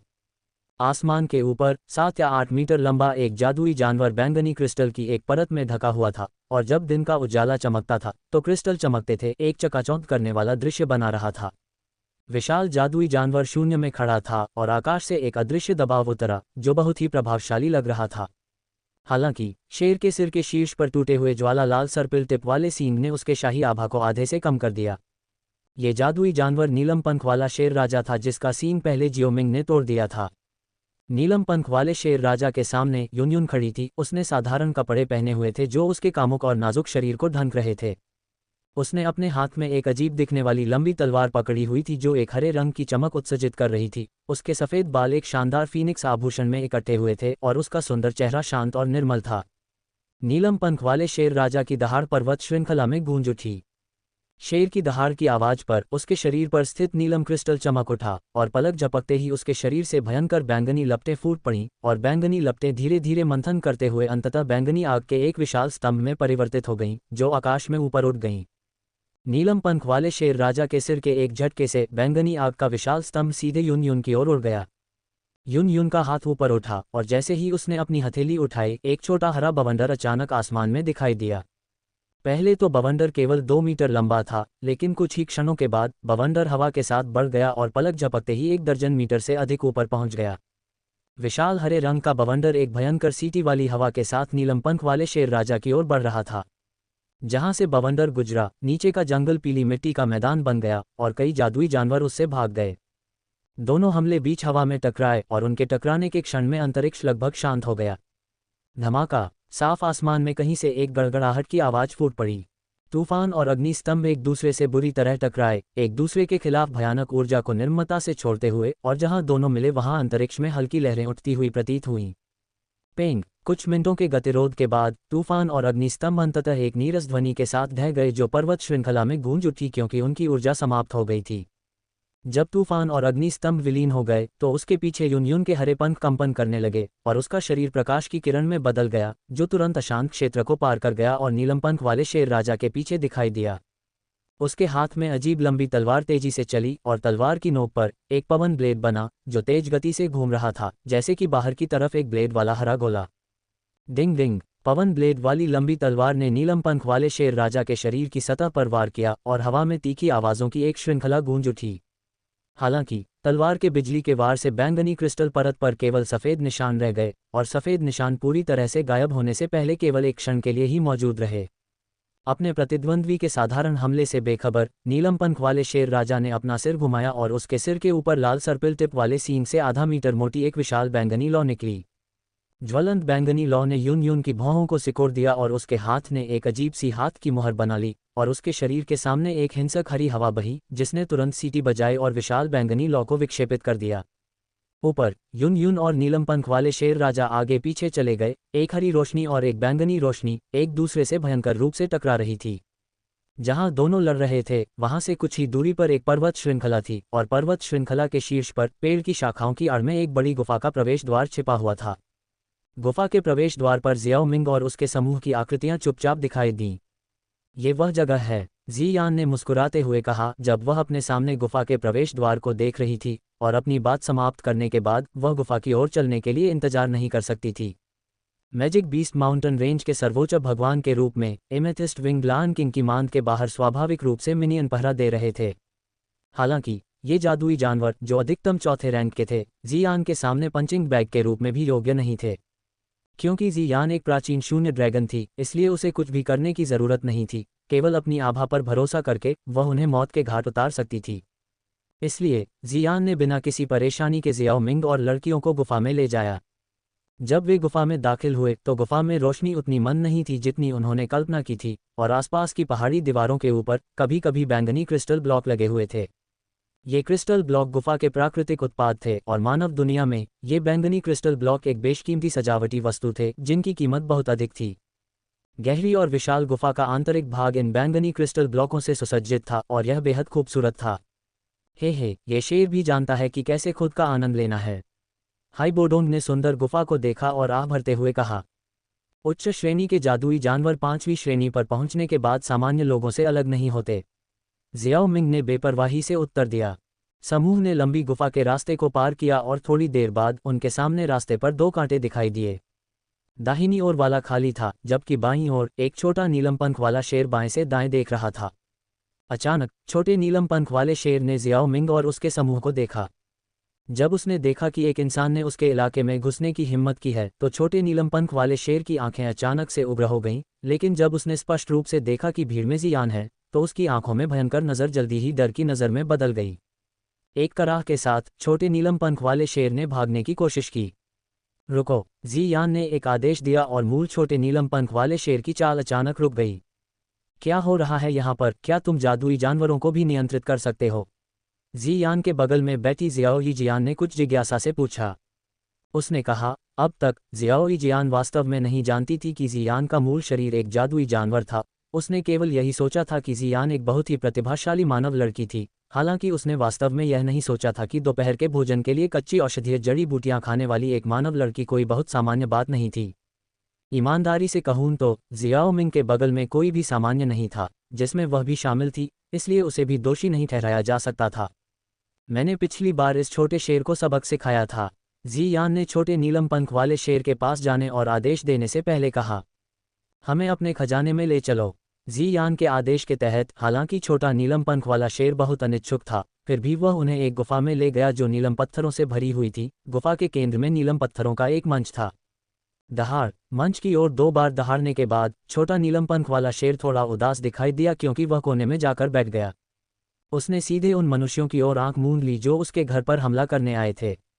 छोटे नीलम पंख वाले शेर को अनदेखा करते हुए जियान ने सीधे पत्थर के मंच पर अपने हाथ रखे और उसे बलपूर्वक ऊपर उठा लिया। मोटा और भारी नीलम पत्थर का मंच तुरंत पलट गया। पत्थर के मंच के नीचे जियाओ मिंग की आंखों में कई अलग अलग रंग के जादू के कोर और जेड बॉक्स दिखाई दिए। जादू के कोर में निहित ऊर्जा से यह देखा जा सकता था कि वे 5वीं श्रेणी के जादू के कोर होने चाहिए। जेड बॉक्स में क्या था, ये फिलहाल स्पष्ट नहीं था। लापरवाही से जियाओ मिंग ने चीज़ों को अपनी स्टोरेज रिंग में रखा और यह सुनिश्चित करने के लिए जांच की कि यहाँ कोई खजाना नहीं बचा है। फिर जियाओ मिंग ने जियान और लड़कियों को गुफा से बाहर निकाला और सिर्फ छोटे नीलम पंख वाले शेर को वहीं छोड़ दिया। जब वह गुफा से बाहर आया तो उसने देखा कि आकाश पर लड़ाई चरम पर पहुंच गई थी। पूरी धरती पहचान से परे नष्ट हो गई थी। पेंग, एक और टक्कर की आवाज़ आए। मानव महिला, तुमने मेरे थोड़े धैर्य को समाप्त कर दिया है। नीलम पंख वाले शेर राजा की शक्तिशाली दहाड़ ने पहाड़ के जंगल को हिला दिया। जब तक शेर राजा मेरे साथ बैंगनी आत्मा क्रिस्टल का आदान प्रदान कर सकता है, मैं भविष्य में आपको फिर से परेशान नहीं करूंगा। अज्ञात समय तक भयंकर लड़ाई के बाद यूनियन अभी भी सुंदर और महान दिख रही थी। हरे रंग की हवा का एक गोला उसके ऊपर मंडरा रहा था जब उसने धीमी आवाज में कहा, अगर तुम नहीं जानते कि तुम्हारे लिए क्या अच्छा है, तो मुझे दोष मत दो। नीलम पंख वाले सिंह राजा के विशाल मुख से क्रोध भरी गर्जना निकली तथा उसके शरीर से निकलने वाली बैंगनी रोशनी और अधिक तीव्र हो गई तथा कुछ ही क्षणों के बाद तीव्र रोशनी ने सूर्य के प्रकाश को ढकने की प्रवृत्ति दिखाई। नीलम पंख वाले शेर राजा के शरीर पर तीव्र बैंगनी प्रकाश ने उसे देखने वाले कुछ जादुई जानवरों को भयभीत होकर तुरंत पीछे हटने पर मजबूर कर दिया। नीलम पंख वाले शेर राजा के शरीर पर अजीब स्थिति को यून ने भी देखा, और जैसे ही उसने आसपास के आकाश और पृथ्वी में अचानक ऊर्जा की अजीब लहर महसूस की, उसका चेहरा और अधिक गरिमा में हो गया और उसके चारों ओर कुछ मीटर की दूरी पर भयंकर हवा सीटी बजाने लगी। बैंगनी प्रकाश ने आकाश और पृथ्वी को घेर लिया और लंबे समय की तैयारी के बाद चमक अचानक कम हो गई और पलक झपकते ही आकाश में बैंगनी प्रकाश गहरे बैंगनी प्रकाश के एक स्तंभ में संकुचित हो गया जो केवल आधा मीटर लंबा था। ये वास्तव में एक सील है। नीलम पंख वाले शेर राजा द्वारा की गई हरकत को देखकर हेबोडोन को काफी गुस्सा आया, क्योंकि यह उसे उस समय की याद दिलाता था जब उसे मेडुसा ने सील कर दिया था, और एक पल के लिए उसका चेहरा बहुत बदसूरत हो गया। Amethyst seal. जैसे ही तिजोरी के ऊपर बैंगनी रोशनी टिमटिमाती है, पहाड़ों के बीच एमेथिस्ट विंगलान किंग की धीमी दहाड़ लगातार गूंजती रहती है।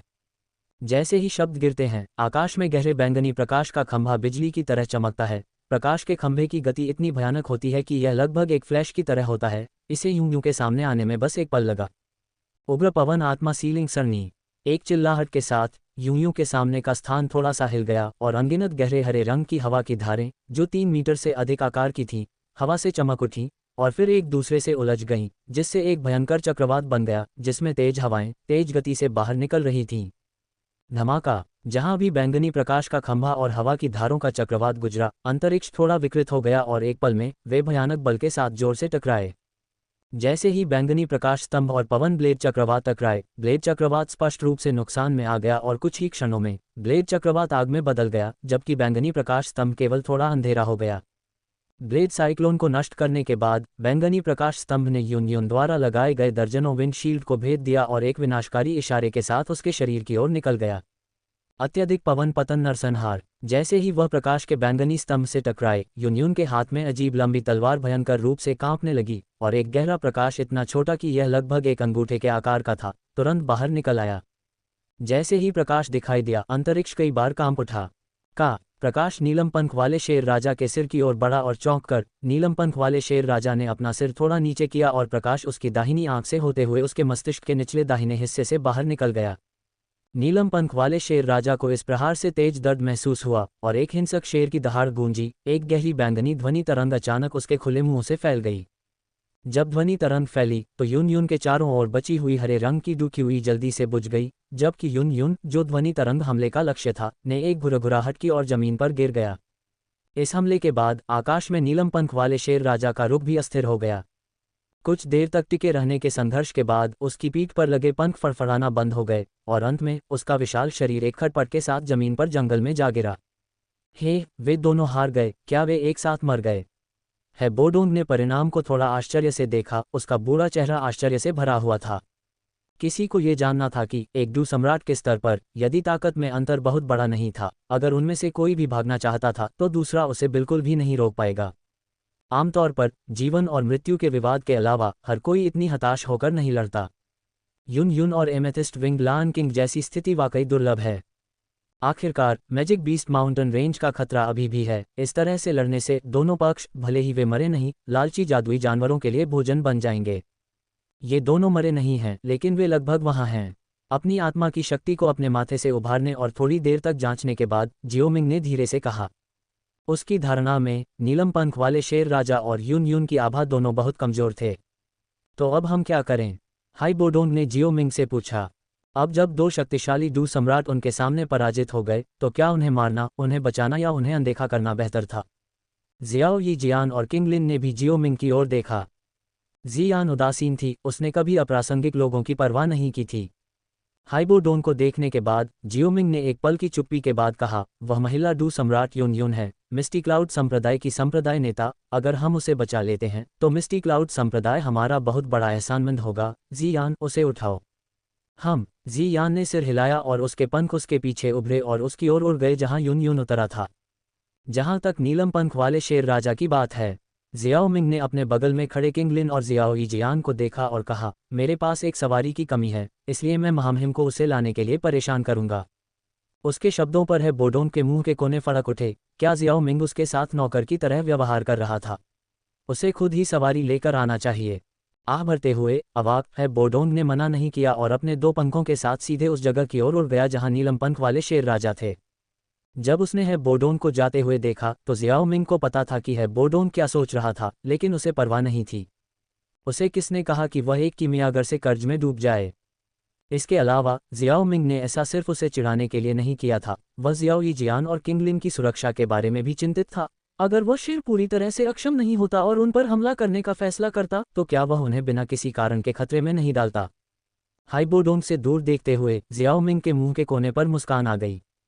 इस बार उसकी किस्मत काफी अच्छी थी। यून और एमेथिस्ट विंग लायन किंग ने आखिर तक लड़ाई लड़ी थी, जिससे उसे बिना किसी प्रयास के एक सवारी मिल गई। वास्तव में एमेथिस्ट विंग लायन किंग भी अपने चरम पर उससे बच नहीं सकता था, और एमेथिस्ट विंग लायन किंग के आधे मरे होने के कारण वह अपनी इच्छानुसार इसे संभाल सकता था। अध्याय 156 शेर राजा को वश में करना। एमेथिस्ट विंग लायन किंग के सामने तेजी से चलते हुए जियाओमिंग ने उसकी आभा की जांच की। अपनी रेंज्ड सोल पावर के साथ पिछली जांच की तुलना में जियाओमिंग ने पाया कि एमेथिस्ट विंग लायन किंग के घाव उसके अनुमान से कहीं ज्यादा गंभीर थे। उसके सिर से लगातार चमकीला लाल खून बह रहा था।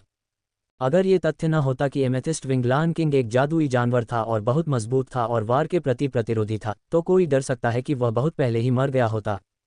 मरते हुए एमेथिस्ट विंग लायन किंग को देखते हुए जियाओमिंग ने अपनी अंगूठी से 6ठी स्तरीय जीवन शक्ति गोली की एक शीशी निकाली और उसे एमेथिस्ट विंग लायन किंग के मुंह में डाल दिया। जैसे ही जीवन शक्ति गोली एमेथिस्ट विंग लायन किंग के मुंह में गई, वह एक हरे रंग की रोशनी में बदल गई और गायब हो गई। अगले ही पल नीलम पंख वाले शेर राजा के शरीर की सतह पर एक सूक्ष्म हरा प्रकाश दिखाई दिया, जिससे उसमें से एक बहुत बड़ी जीवन शक्ति निकल पड़ी। नीलम पंख वाले शेर राजा के शरीर से निकलने वाली प्रबल जीवन शक्ति को देखकर हाई बोडोन कई बार अपनी जीभ चटकाने से खुद को रोक नहीं पाया। एक छठी स्तरीय गोली। यहाँ तक कि आमतौर पर इस्तेमाल की जाने वाली छठी स्तरीय गोलियां भी बहुत कीमती थीं, और छठी स्तरीय उपचार गोलियों का इस्तेमाल जीवन रक्षक वस्तुओं के रूप में किया जाता था। उसके पास इस तरह की छठी स्तरीय गोली नहीं थी, पांचवीं स्तरीय गोली भी नहीं थी। अप्रत्याशित रूप से जियाओ मिंग ने पलक भी नहीं झपकाए और लापरवाही से इसे नीलम पंख वाले शेर राजा को दे दिया। कीमियागर वास्तव में सभी अमीर लोग थे। हाइबोडोन के विचार जियाओ मिंग के लिए अज्ञात थे, और ये देखकर कि नीलम पंख वाले शेर राजा के सिर से खून बहना बंद हो गया था और उसके घाव ठीक होने लगे थे, उसने संतुष्टि में सिर हिलाया। छठी श्रेणी की गोली का प्रभाव वास्तव में अच्छा था। एमेथिस्ट विंग लान किंग को जो चोटें लगी थीं वे इतनी भयानक थीं कि विटेलिटी पिल से उसकी जान तो बच सकती थी, लेकिन उसके लिए अपनी डू सम्राट युद्ध शक्ति को जल्दी से पुनः प्राप्त करना असंभव होगा। जियो मिंग का भी उसे गोलियां खिलाना जारी रखने का कोई इरादा नहीं था, ये पहले से ही पर्याप्त था। एमेथिस्ट विंग लान किंग के बगल से उठकर जियो मिंग ने जियान को देखने के लिए मुड़कर देखा, जो यून यून को पकड़े हुए तेजी से उनकी ओर उड़ रहा था। जियान के जमीन पर उतरने के बाद उसके हाथ में मौजूद यून यून को जियो मिंग को सौंप दिया गया। यून यून के कपड़े फटे हुए थे और उसकी छाती पर एक आंतरिक कवच दिखाई दे रहा था। एमेथिस्ट विंग लान किंग की तरह यून यून भी बेहोशी की हालत में थी, लेकिन एक अंतर था। हालांकि एमेथिस्ट विंग लान किंग मौत के कगार पर था, लेकिन उसके आसपास की प्रतिष्ठा अभी भी थी, जबकि यून यून एक साधारण व्यक्ति की तरह थी। अगर कोई बारीकी से न देखे तो उसे उसके अंदर से आने वाले डू क्यूई के किसी भी उतार चढ़ाव का पता नहीं चल सकता था। यह एमेथिस्ट विंग लान किंग का सीलिंग इफेक्ट था। उसकी डू क्यूई सील होने के अलावा उसकी आभा बेहद कमजोर हो गई थी और उसके मुंह के कोनों से बड़ी मात्रा में खून बह रहा था। क्या एमेथिस्ट विंग लान किंग के ध्वनि तरंग हमले से आंतरिक अंग हिल गए थे? यून यून की हालत देखकर जियाओ मिंग ने तुरंत उसे जमीन पर लिटा दिया और अपनी स्टोरेज रिंग से एक और विटेलिटी पिल निकाली और उसके मुंह में डाल दी। जैसे ही विटेलिटी पिल उसके मुंह में गई, उसका असर तुरंत दिखाई देने लगा और उसके मुंह के कोने से बहता हुआ ताज़ा खून तुरंत बंद हो गया। यून यून और एमेथिस्ट विंग लान किंग की जांच करने के बाद जियाओ मिंग ने किंग लिन से कहा, किंग लिन, जाओ और एमेथिस्ट विंग लान किंग के शावक को बाहर निकालो। जरूर। जियाओ मिंग की आज्ञा सुनकर किंग लिन एक पल के लिए स्तब्ध रह गई और फिर उस गुफा में भाग गई जहां से वह लंबे समय से बाहर नहीं निकली थी। कुछ देर बाद किंग लिन ने नेतृत्व संभाला और गुफा से बाहर आए और उसके पीछे दो सिर वाला ज्वाला आत्मा सर्प, जिसका शरीर फिर से बड़ा हो गया था, अपनी पूंछ से छोटे नीलम पंख वाले शेर को घसीटते हुए उसके पीछे चला गया। युवा गुरु, मैं इसे लाया हूँ। किंग लिन ने जियाओ मिंग के पास जाकर अपना सिर झुकाया और कुछ स्पष्ट रूप से कहा, वह हमारा किंग लिन है। जियो मिंग ने किंग लिन की हरकतें देखीं और उसके छोटे से सिर को सहलाते हुए मुस्कुराया। फिर उसने उसे दो सिर वाले ज्वाला आत्मा सर्प को छोटे नीलम पंख वाले शेर को नीचे उतारने का आदेश देने के लिए कहा। थोड़े से लाल चेहरे के साथ किंग लिन ने जैसा कहा वैसा ही किया और दो सिर वाले ज्वाला आत्मा सर्प ने छोटे नीलम पंख वाले शेर को जाने दिया। जैसे ही छोटे नीलम पंख वाले शेर को जमीन पर रखा गया, वह तुरंत अपने पिता की ओर भागा। वह समय समय पर एक कराह भी निकालता था, बेहद दुखी दिख रहा था। छोटे नीलम पंख वाले शेर की चीखों से स्पष्ट रूप से परेशान नीलम पंख वाले शेर राजा की पलकें फड़कने लगी और आखिरकार उसने धीरे से अपनी आंखें खोली और जिस क्षण उसे होश आया, उसने पाया कि उसका अपना बेटा उसके सामने रो रहा था और विलाप कर रहा था, मानो शोक मना रहा हो। तुम इतना शोर क्यों मचा रहे हो? मैं अभी मरा नहीं हूँ। नीलम पंख वाले शेर राजा की आवाज़ अविश्वसनीय रूप से कमज़ोर थी, लेकिन फिर भी कोई सुन सकता था कि वह नाराज़ था। ये देखकर कि नीलम पंख वाले शेर राजा अभी भी बोल सकता है, छोटे नीलम पंख वाले शेर राजा ने तुरंत चिल्लाना बंद कर दिया और इसके बजाय अपनी पूंछ को उत्साह से हिलाया। ये सच है कि आप अभी मरे नहीं हैं, शेर राजा, लेकिन ऐसा इसलिए नहीं है क्योंकि आप मजबूत हैं। दाहिने तरफ से एक पुरुष की आवाज़ आई और नीलम पंख वाले शेर राजा ने तुरंत अपना सिर घबराहट में घुमाया। कौन हिम्मत करता है? दो मानव डू सम्राट। अपने सामने लोगों को देखते हुए नीलम पंख वाले शेर राजा का चेहरा काफ़ी बदल गया। वह बहुत घायल था और अभी अभी उठा था, इसलिए एक पल के लिए उसने यह नहीं देखा कि उसके आसपास लोग हैं। जिस चीज़ ने उसे बुरा महसूस कराया वह ये नहीं था, बल्कि यह कि उसने बोलने वाले इंसान जियाओ मिंग को वही पहचान लिया जिसने पहले इसका सींग तोड़ दिया था। यह मानव आधे साल पहले भी डू राजा था। ये कैसे हो सकता है कि वह अब 3 सितारा डू सम्राट हो गया? इस मानव ने खेती कैसे की? सतर्क दिख रहे नीलम पंख वाले शेर राजा को देखते हुए जियाओ मिंग ने अपने हाथ फैलाए और मुस्कुराते हुए कहा, शेर राजा को इतना सतर्क रहने की ज़रूरत नहीं है, ये तो बताने की ज़रूरत ही नहीं है कि तुम अब बुरी तरह घायल हो चुके हो, अगर तुम घायल नहीं भी होते तो भी हमें तुमसे निपटने में ज़्यादा मेहनत नहीं करनी पड़ती। जियाओ मिंग की बातें सुनकर नीलम पंख वाले शेर राजा ने जियाओ मिंग के पीछे जियान और हेबोडोन को देखा और उसका खंडन नहीं किया। यह आधे साल पहले इस इंसान को नहीं हरा सकता था, और अब जबकि उसका प्रतिरूप पहले से ही एक डू सम्राट था और उसके साथ एक डू सम्राट और एक डू राजा था, तो यह वास्तव में जीत नहीं सकता था। मुझे बताओ, मुझे बचाने का तुम्हारा उद्देश्य क्या है? कोई बड़ी बात नहीं, मैं बस चाहता हूं कि शेर राजा मेरे समूह में शामिल हो और मेरे लिए काम करे। जियाओ मिंग ने मुस्कुराते हुए कहा। हम्फ, इंसान, तुम बस सपना देख रहे हो। नीलम पंख वाले शेर राजा ने कई वर्षों तक जादुई जानवर पर्वत श्रृंखला पर शासन किया था और स्वाभाविक रूप से गर्वित था, इसलिए जब उसने जियाओ मिंग के शब्द सुने तो उसका गुस्सा तुरंत भड़क उठा। ओह, शेर राजा, आपको जवाब देने से पहले सावधानी से सोचना चाहिए, अन्यथा मुझे डर है कि परिणाम बहुत अच्छे नहीं होंगे। जियाओ मिंग ने अपना सिर हिलाया और कहा। मानव, तुमने मुझे धमकी देने की हिम्मत की। मास्टर जियाओ मिंग, मैंने तुमसे कहा था कि जादुई जानवर जंगली होते हैं और उन्हें वश में करना मुश्किल होता है, तुम्हें उस छठी स्तरीय गोली को बर्बाद नहीं करना चाहिए था। तुमने इस नीलम पंख वाले शेर राजा को बचा लिया, लेकिन दूसरा पक्ष आभारी होना नहीं जानता, मुझे लगता है कि इसे मार देना बेहतर है। हाइबोडोंग ने किनारे से उदासीनता से कहा। ठीक है जियाओ मिंग, इस छोटे शेर को तब तक पीटा गया जब तक कि यह आधा मरा हुआ नहीं रह गया, इसकी ताकत इतनी कम है, इसे रखने का कोई फायदा नहीं लगता। जी यान के चेहरे पर घृणा का भाव था। तुम, नीलम पंख वाला शेर राजा हाइबोडोंग और जी यान के अपमानजनक शब्दों से स्तब्ध रह गया और उसके मुंह से निकलने वाले शब्द अचानक रुक गए। ऐसा नहीं था कि वह मरने से डरता था, बस इतना था कि अगर वह मर गया तो उसके बेटे का क्या होगा। नीलम पंख वाला शेर राजा चुप था क्योंकि वह अपने शावक को देख रहा था जो उसके घावों को चाट रहा था। एमेथिस्ट विंग लान किंग को देखते हुए जो प्रभावित लग रहा था, जियो मिंग ने पूछा। आप क्या सोचते हैं लान किंग, क्या आप मेरे समूह में शामिल होना चाहते हैं? यदि आप सहमत हैं तो मैं बाद में आपके लिए एक बॉडी ट्रांसफॉर्मेशन पिल को परिष्कृत कर सकता हूं। एमेथिस्ट विंग लान किंग का दिल उसके शब्दों से कांप उठा। बॉडी ट्रांसफॉर्मेशन पिल, क्या ये सच है? स्वाभाविक रूप से ये सच है। जादुई जानवरों के लिए बॉडी ट्रांसफॉर्मेशन पिल की अपील स्वाभाविक रूप से स्पष्ट थी। संघर्ष के एक पल के बाद एमेथिस्ट विंग लान किंग ने आखिरकार अपना गर्वित सिर नीचे कर लिया। इससे बचा नहीं जा सका, स्थिति ने उसे वास्तविकता को स्वीकार करने के लिए मजबूर कर दिया। भले ही वह असहमत हो, लेकिन उसे सहमत होना पड़ा। मानव, मैं तुमसे वादा करता हूं, हालांकि मैं अपने बेटे को अपने साथ ले जाना चाहता हूं। ये स्वाभाविक है, आपको पहले ठीक होना चाहिए और जब आप अच्छी तरह से आराम कर लेंगे तो हम मैजिक बीस्ट माउंटेन रेंज छोड़ देंगे। नीलम पंख वाले सिंह राजा ने और कुछ नहीं कहा, सिवाय इसके कि उसने अपनी आंख के कोने से यूनयून को देखा। उसकी आंखों में क्रोध की झलक थी, जो तुरंत गायब हो गई जब उसने अपनी आंखें बंद कर लीं। अध्याय 157, यूनयून, जियो परिवार में वापसी। जैसे ही एमेथिस्ट विंग लान किंग ठीक हुआ, यूनयून, जो बेहोश थी, ने आखिरकार प्रतिक्रिया की। एक नर्म कराह के साथ उसकी कसकर बंद आंखें धीरे धीरे खुलीं। जब उसने अपनी आंखें खोलीं तो वह थोड़ा चकित होकर इधर उधर देखने लगी, और पहली चीज जिसने उसकी नज़र को पकड़ा वह एमेथिस्ट विंग लान किंग का विशाल शरीर था। इसने उसे चौंका दिया और जैसे ही वह उठने वाली थी उसने पाया कि उसका पूरा शरीर सुन्न हो गया था। थोड़ा संघर्ष करने के बाद यूनयून ने धीरे से अपनी आंखें बंद की और एक पल बाद उन्हें खोला। अपने सफ़ेद दांतों को भींचते हुए उसने खुद से फुसफुसाते हुए कहा, अरे मेरी दू क्यों सील हो गई है। हालांकि मुझे नहीं पता कि मेरे घाव क्यों ठीक हो गए हैं, लेकिन मैं अपने शरीर को ठीक करने वाली एक मजबूत औषधीय शक्ति महसूस कर सकती हूँ। ये कहने के ठीक बाद उसने जियो मिंग और अन्य लोगों को देखा। जियाओ मिंग और अन्य लोगों ने स्वाभाविक रूप से यून की जागृति को देखा था। उन्होंने बस कुछ नहीं कहा था, इसलिए यून, जो लेटी हुई थी, ने उन्हें नोटिस नहीं किया। बेशक एक कारण यह भी था कि वह नीलम पंख वाले शेर राजा की ओर आकर्षित हुई थी। जिस क्षण उसने जियाओ मिंग को देखा, यून समझ गई कि उसके शरीर में एक औषधीय शक्ति क्यों थी। जियाओ मिंग एक छठी श्रेणी का किमियागर था और उसके पास छठी श्रेणी की गोलियां होनी चाहिए। निष्कर्ष रूप में उसे जियाओ मिंग ने बचाया था। वह जानती थी कि उसकी चोटें कितनी गंभीर थीं, और अगर जियाओ मिंग नहीं होता तो वह शायद अगले दिन का सूरज नहीं देख पाती।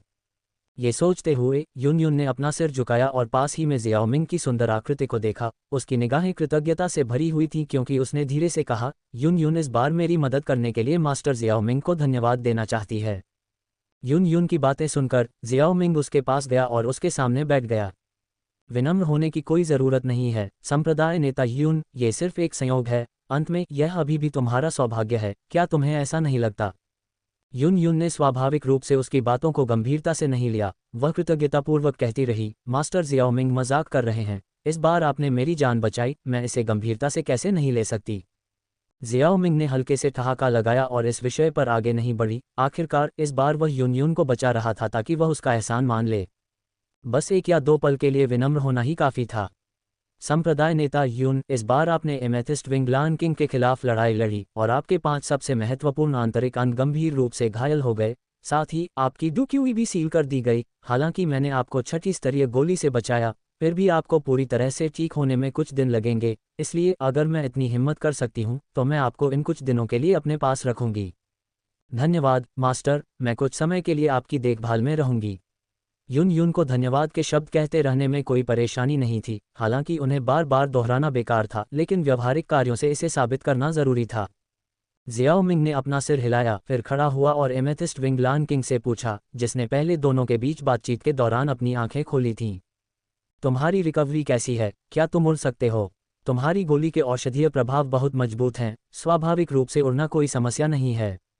जियाओमिंग ने उसके शब्दों पर एक मुस्कान प्रकट की। तो ठीक है, हमें यहाँ से ले जाने और मैजिक बीस्ट माउंटेन रेंज के बाहरी इलाके में जाने की तैयारी करो। क्या हमें उस महिला को अपने साथ ले जाना चाहिए? एमेथिस्ट विंग लन किंग जियाओमिंग को इसे सवारी के रूप में इस्तेमाल करने दे सकता था, लेकिन वह युन युन के इस पर सवार होने के विचार को बर्दाश्त नहीं कर सकता था। अगर यह महिला मैजिक बीस्ट माउंटेन रेंज में बिना किसी कारण के मुसीबत की तलाश में नहीं आई होती तो मैं इस स्थिति में कैसे पहुंचता? जवाब में जियाओमिंग ने बस उसे उदासीनता से देखा और कुछ नहीं कहा। हालांकि नीलम पंख वाले शेर राजा की यह नज़र देखकर अवाक रह गया, क्योंकि उसे याद आया कि जियाओमिंग एक अस्तित्व था जिसने उसे डर राजा होने पर जमीन पर गिरा दिया था, और अगर उसने फिर से शिकायत की, भले ही दूसरा पक्ष उसे न मारे, उसे आधा मरा हुआ पीटा जाएगा। जैसे कि पहले भी करता था, उसे अपने अवज्ञाकारी छोटे भाई को सबक सिखाना अच्छा लगता था। बहुत बढ़िया। नीलम पंख वाले शेर राजा ने अपना सिर नीचे किया और अपना शरीर नीचे रख दिया। नीलम पंख वाले शेर राजा के लिए तुच्छ भावनाएं रखना सामान्य बात थी, लेकिन नीलम पंख वाले शेर राजा युन युन के प्रति चाहे कितने भी शत्रुतापूर्ण क्यों न हो, एक अधीनस्थ के रूप में उसे आज्ञा पालन करना आना चाहिए। किंगलिन, संप्रदाय के नेता युन युन को पीठ पर चढ़ने में मदद करो। ओह, भविष्य में तुम्हें नीलम पंख वाले शेर राजा कहना अच्छा नहीं होगा। तुम्हारा नाम क्या है? जियाओमिंग ने पूछा। शिजी। जियाओमिंग, क्या बढ़िया नाम है। किंगलिन, संप्रदाय के नेता युन को पीठ पर चढ़ने में मदद करो। शिजी, और जब तुम ऐसा कर रहे हो तो उसके चेहरे से खून पोंछो। और वैसे खांसी खांसी उसे एक कपड़ा पहनाओ। जमीन पर लेटी युन युन ने जियाओमिंग की बातें सुनी और तुरंत खुद पर नजर डाली। उसने पाया कि उसके कपड़े काफी फटे हुए थे, और हालांकि वे पूरी तरह से खुले नहीं थे, लेकिन वे बिल्कुल भी सुंदर नहीं थे। इस तथ्य के बारे में सोचते हुए कि वह इस अभद्र अवस्था में थी जब जियाओमिंग अभी उसके सामने बैठा था, वह तुरंत शर्मिंदगी से लाल हो गई। हाँ युवा मास्टर। जियाओमिंग का आदेश प्राप्त करने के बाद किंगलिन तुरंत आदेश पूरा करने के लिए आगे बढ़ा। कुछ मिनट बाद नीलम पंख वाले शेर राजा की दहाड़ के साथ वे सभी दूर में गायब हो गए। वुतान शहर में मैजिक बीस्ट माउंटेन रेंज के बाहरी इलाके में आज वुतान शहर के द्वार हमेशा की तरह व्यस्त थे। सभी आकार के भाड़े के सैनिकों के समूह आते जाते थे, कुछ अंदर आ रहे थे और दूसरे मैजिक बीस्ट माउंटेन रेंज से लौट रहे थे। एक युवा भाड़े के सैनिक ने मैजिक बीस्ट पर्वत श्रृंखला की दिशा में आसमान की ओर देखा और अपने बगल में खड़े बुजुर्ग भाड़े के सैनिक से पूछा, बॉस, आसमान में वह काला बिंदु क्या है? यह उड़ने वाले जादुई जानवरों के अलावा और क्या हो सकता है? बूढ़े भाड़े के सैनिक ने अधीरता से कहा, हर दिन इतने सारे सवाल मत पूछो, है न? अपना भाड़े का मैनुअल पढ़ो, ये किसी भी चीज़ से ज़्यादा उपयोगी है। जिज्ञासु युवक ने उसके शब्दों पर अजीब तरह से मुस्कुराया, मेरे पास समय नहीं था। वैसे बॉस, आप बहुत जानकार हैं, क्या आप मुझे बता सकते हैं कि यह किस तरह का जादुई जानवर है? ये हमारे वुतान शहर की ओर कैसे उड़ता हुआ दिखाई दे रहा है? हमारे वुतान शहर की ओर उड़ता हुआ? बूढ़ा भाड़े का बुजुर्ग उसके शब्दों पर जम गया और ऊपर देखा। उसने बस एक नज़र डाली और खुद को रोक नहीं सका और डर के मारे चीख पड़ा। क्या यह नीलम पंखों वाला शेर राजा नहीं है? मैजिक बीस्ट माउंटेन रेंज के सर्वोच्च भगवान, हे भगवान, ये वुटैन शहर में क्या कर रहा है? बूढ़ा भाड़े का सैनिक अपनी पूरी जिंदगी मैजिक बीस्ट माउंटेन रेंज में रहा था और उसे यकीन नहीं हो रहा था कि वह कोई गलती कर रहा है। उसकी चीख सुनकर कई लोगों ने भी अपना सिर उठाया। जब उन्होंने शानदार एमेथिस्ट विंग लन किंग को देखा, जो सूरज की रोशनी में बैंगनी रंग में चमक रहा था, तो उन्होंने डरे हुए चेहरे बनाए। बहुत कम लोगों ने एमेथिस्ट विंग लन किंग को देखा था, लेकिन उसका रूप बहुत पहचानने योग्य था। ओह नहीं, ये वास्तव में एमेथिस्ट विंग लन किंग है। मुझे आश्चर्य है कि एमेथिस्ट विंगलान किंग वुटैन शहर में क्या कर रहा है। ये शहर का नरसंहार करने के लिए यहाँ नहीं होगा, है न? उद्धरण चिन्ह डॉट डॉट डॉट उद्धरण चिन्ह। भागो, एमेथिस्ट विंगलान किंग शहर का नरसंहार करने आया है। शहर के द्वार पर हंगामा जल्दी ही वुटैन में फैल गया। शहर बहुत से लोग शहर के बाहर की ओर भाग रहे थे और कुछ लोग वुटैन शहर के वर्तमान सर्वोच्च स्वामी जियाओ परिवार की ओर भाग रहे थे। ये सर्वविदित था कि जियाओ परिवार के पास एक डुकिंग अतिथि था, इसलिए बहुत से लोग जियाओ परिवार के पास शरण लेने जाना चाहते थे। उन्हें उम्मीद नहीं थी कि यह डुकिंग एमेथिस्ट विंगलान किंग को हराने में सक्षम होगा, लेकिन उन्हें उम्मीद थी कि जियाओ परिवार जियाओ मिंग का नाम लेगा और इस तरह एमेथिस्ट विंगलान किंग को डरा देगा। छठी श्रेणी का कीमियागर ऐसा कुछ नहीं था जिसे कोई अपमानित कर सके। हालांकि इन सभी लोगों को जियो परिवार के पहरेदारों ने गेट के बाहर ही रोक दिया। जियो परिवार के लिविंग रूम में जियो परिवार के कई वरिष्ठ सदस्य एक जगह पर इकट्ठे हुए। जियो जान ऊपर मुख्य सीट पर बैठा और नीचे की भीड़ को देखते हुए पूछा, क्या आप पहले से ही माननीय अतिथि जू तियान को आमंत्रित करने गए हैं? बड़े जियाओ शान उन्हें आमंत्रित करने गए हैं। जैसे ही उसके मुंह से ये शब्द निकले, दो मजबूत आकृतियां अंदर चली आईं। आकृतियों को देखकर जियाओ जान उनके पास गया और उनके चेहरे पर एक खुशी भरी अभिव्यक्ति के साथ उनका अभिवादन किया। माननीय अतिथि जू तियान, हमें इस बार आप पर भरोसा करना होगा। जियाओ जान को उम्मीद नहीं थी कि जू तियान एमेथिस्ट विंगलान किंग को पीछे हटाने में सक्षम होगा। बस थोड़ी देर के लिए रुकना होगा जब तक कि वे जियाओ मिंग का नाम न बता दें। जब तक नीलम पंख वाला शेर राजा जियामा साम्राज्य में नहीं रहना चाहता, तब तक वह छठी श्रेणी के कीमियागर के कबीले को छूने की हिम्मत नहीं कर सकता था। जू तियान ने केवल उसके शब्दों पर सिर हिलाया और कुछ नहीं बोला, बहुत ठंडे तरीके से पेश आया। कबीले के मुखिया को रिपोर्ट करो, नीलम पंख वाला शेर राजा वुतान शहर में उड़ गया है और ऐसा लगता है कि वह हमारी ओर उड़ रहा है। सम्माननीय अतिथि जू तियान, मैं समझ गया। ये कहने के बाद जू तियान लिविंग रूम में चली गई। जियाओ परिवार के लोगों ने एक दूसरे को देखा और उसका पीछा किया। भीड़ में जियाओ परिवार के कई प्रमुख युवा थे, जियाओ निंग, जियाओ मेई और अन्य, और कबीले के मुखिया का बेटा जियाओ यान भी उनमें से एक था। घबराए हुए कबीले के लोगों को देखते हुए जियाओ यान ने मन ही मन कुछ संदेह के साथ पूछा, गुरु, आपको क्या लगता है कि छठी श्रेणी का नीलम पंख वाला शेर राजा यहाँ वुतान शहर में क्या कर रहा है? मुझे कैसे पता? दूसरा दल शायद बस वहां से गुजर रहा होगा। याओ लाओ की आवाज़ गूंजी। जियाओ यान अवाक रह गया। हर कोई जानता था कि नीलम पंख वाला शेर वहां से गुजर सकता है, लेकिन किसी ने इस संभावना पर दांव लगाने की हिम्मत नहीं की, क्योंकि इस स्तर के जादुई जानवरों के अपने क्षेत्र होते हैं और वे शायद ही कभी मानव क्षेत्र की ओर जाते हैं। तो क्या आपको लगता है कि अतिथि जू तियान इसे रोक सकता है? यह मुश्किल होगा, ये जानते हुए कि उनके रक्तरेखा के कारण जादुई जानवरों के बीच स्तर का अंतर मनुष्यों की तुलना में बहुत अधिक है। अगर यह वास्तव में लड़ाई की बात आती है, तो आपके परिवार का यह अतिथि जू तियान इसे रोक नहीं पाएगा। हालांकि आपके जियाओ परिवार में एक प्रतिभा है और छठे स्तर के कीमियागर जियाओ मिंग का नाम बहुत से लोगों को डरा सकता है। याओ लाओ ने मुस्कुराते हुए कहा। ये सुनकर जियाओ यान का दिल अंदर से थोड़ा भी खुश नहीं हुआ, क्योंकि याओ लाओ ने एक बार उससे कहा था कि उसके पास भी कीमियागर बनने की योग्यता है। और जियाओ यान का खून खौल उठा ये सोचकर कि शायद वह भविष्य में अपने नाम के उल्लेख मात्र से डू सम्राट को भी डराने में सक्षम हो सकता है। उत्साहित होने के बाद जियाओ यान को अचानक कुछ सूझा और फिर पूछा, अच्छा गुरु, मैं हमेशा से पूछना चाहता था, आप किस स्तर के कीमियागर हैं? क्या आप जियाओ मिंग से ऊंचे हैं?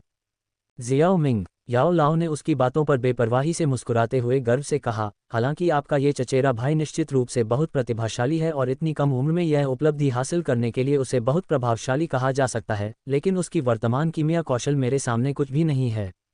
इसके अलावा आपके जियाओ परिवार के शब्दों को सुनकर मैं बता सकता हूं कि उसका गुरु केवल जियानान अकादमी का एक कैद है। हालांकि जियानान अकादमी महाद्वीप पर प्रसिद्ध है, लेकिन इसका कीमिया विभाग कुछ भी नहीं है। एक मास्टर कीमियागर की विरासत बहुत महत्वपूर्ण है। उच्च स्तर के किसी व्यक्ति के मार्गदर्शन के बिना कीमिया का उसका भविष्य का मार्ग असाधारण रूप से कठिन होगा। विस्मयादिबोधक चिन्ह, विस्मयादिबोधक चिन्ह, विस्मयादिबोधक चिन्ह, विस्मयादिबोधक चिन्ह, विस्मयादिबोधक चिन्ह। जियाओ यान उसकी बातों को सुनकर ठंडी सांस लेने से खुद को रोक नहीं पाया। जियाओ मिंग पहले से ही छठे दर्जे का था, इसलिए अगर याओ लाओ ने यह कहा तो क्या वह 7वें दर्जे का या उससे भी ऊपर का नहीं होगा? जियाओ यान ने इसकी कल्पना करने की हिम्मत नहीं की, लेकिन अंदर ही अंदर वह अपने दिल में खुश महसूस कर रहा था। आखिर ऐसे शक्तिशाली गुरु की पूजा करके कौन खुश नहीं होगा? अपनी बातचीत के दौरान जियाओ परिवार ने जू तियान का पीछा किया जब तक कि वे एक दृश्यमान खुली जगह पर नहीं पहुंच गए। बेशक जियाओ परिवार के सभी लोग यहाँ नहीं आए थे, केवल कुछ, जैसे कि जियाओ जान और कुछ बुजुर्ग। बाकी लोग पहले से ही छिप गए थे। जियाओ यान ने कुछ जानकारी प्राप्त करने के लिए छाया में छिपना चुना। आधे सेकंड बाद बैंगनी रोशनी से चमकता हुआ एक विशाल जादुई जानवर जियाओ परिवार के ऊपर दिखाई दिया। अध्याय 158 युन युन का जाने का इरादा। जैसे ही नीलम पंख वाला शेर राजा प्रकट हुआ, उसकी अतुलनीय शक्ति ने जियाओ जान और अन्य लोगों को थोड़ा भयभीत कर दिया। वे लार निगलने से खुद को रोक नहीं पाए। क्या ये छठे दर्जे के जादुई जानवर की शक्ति है? ये वास्तव में भयानक है।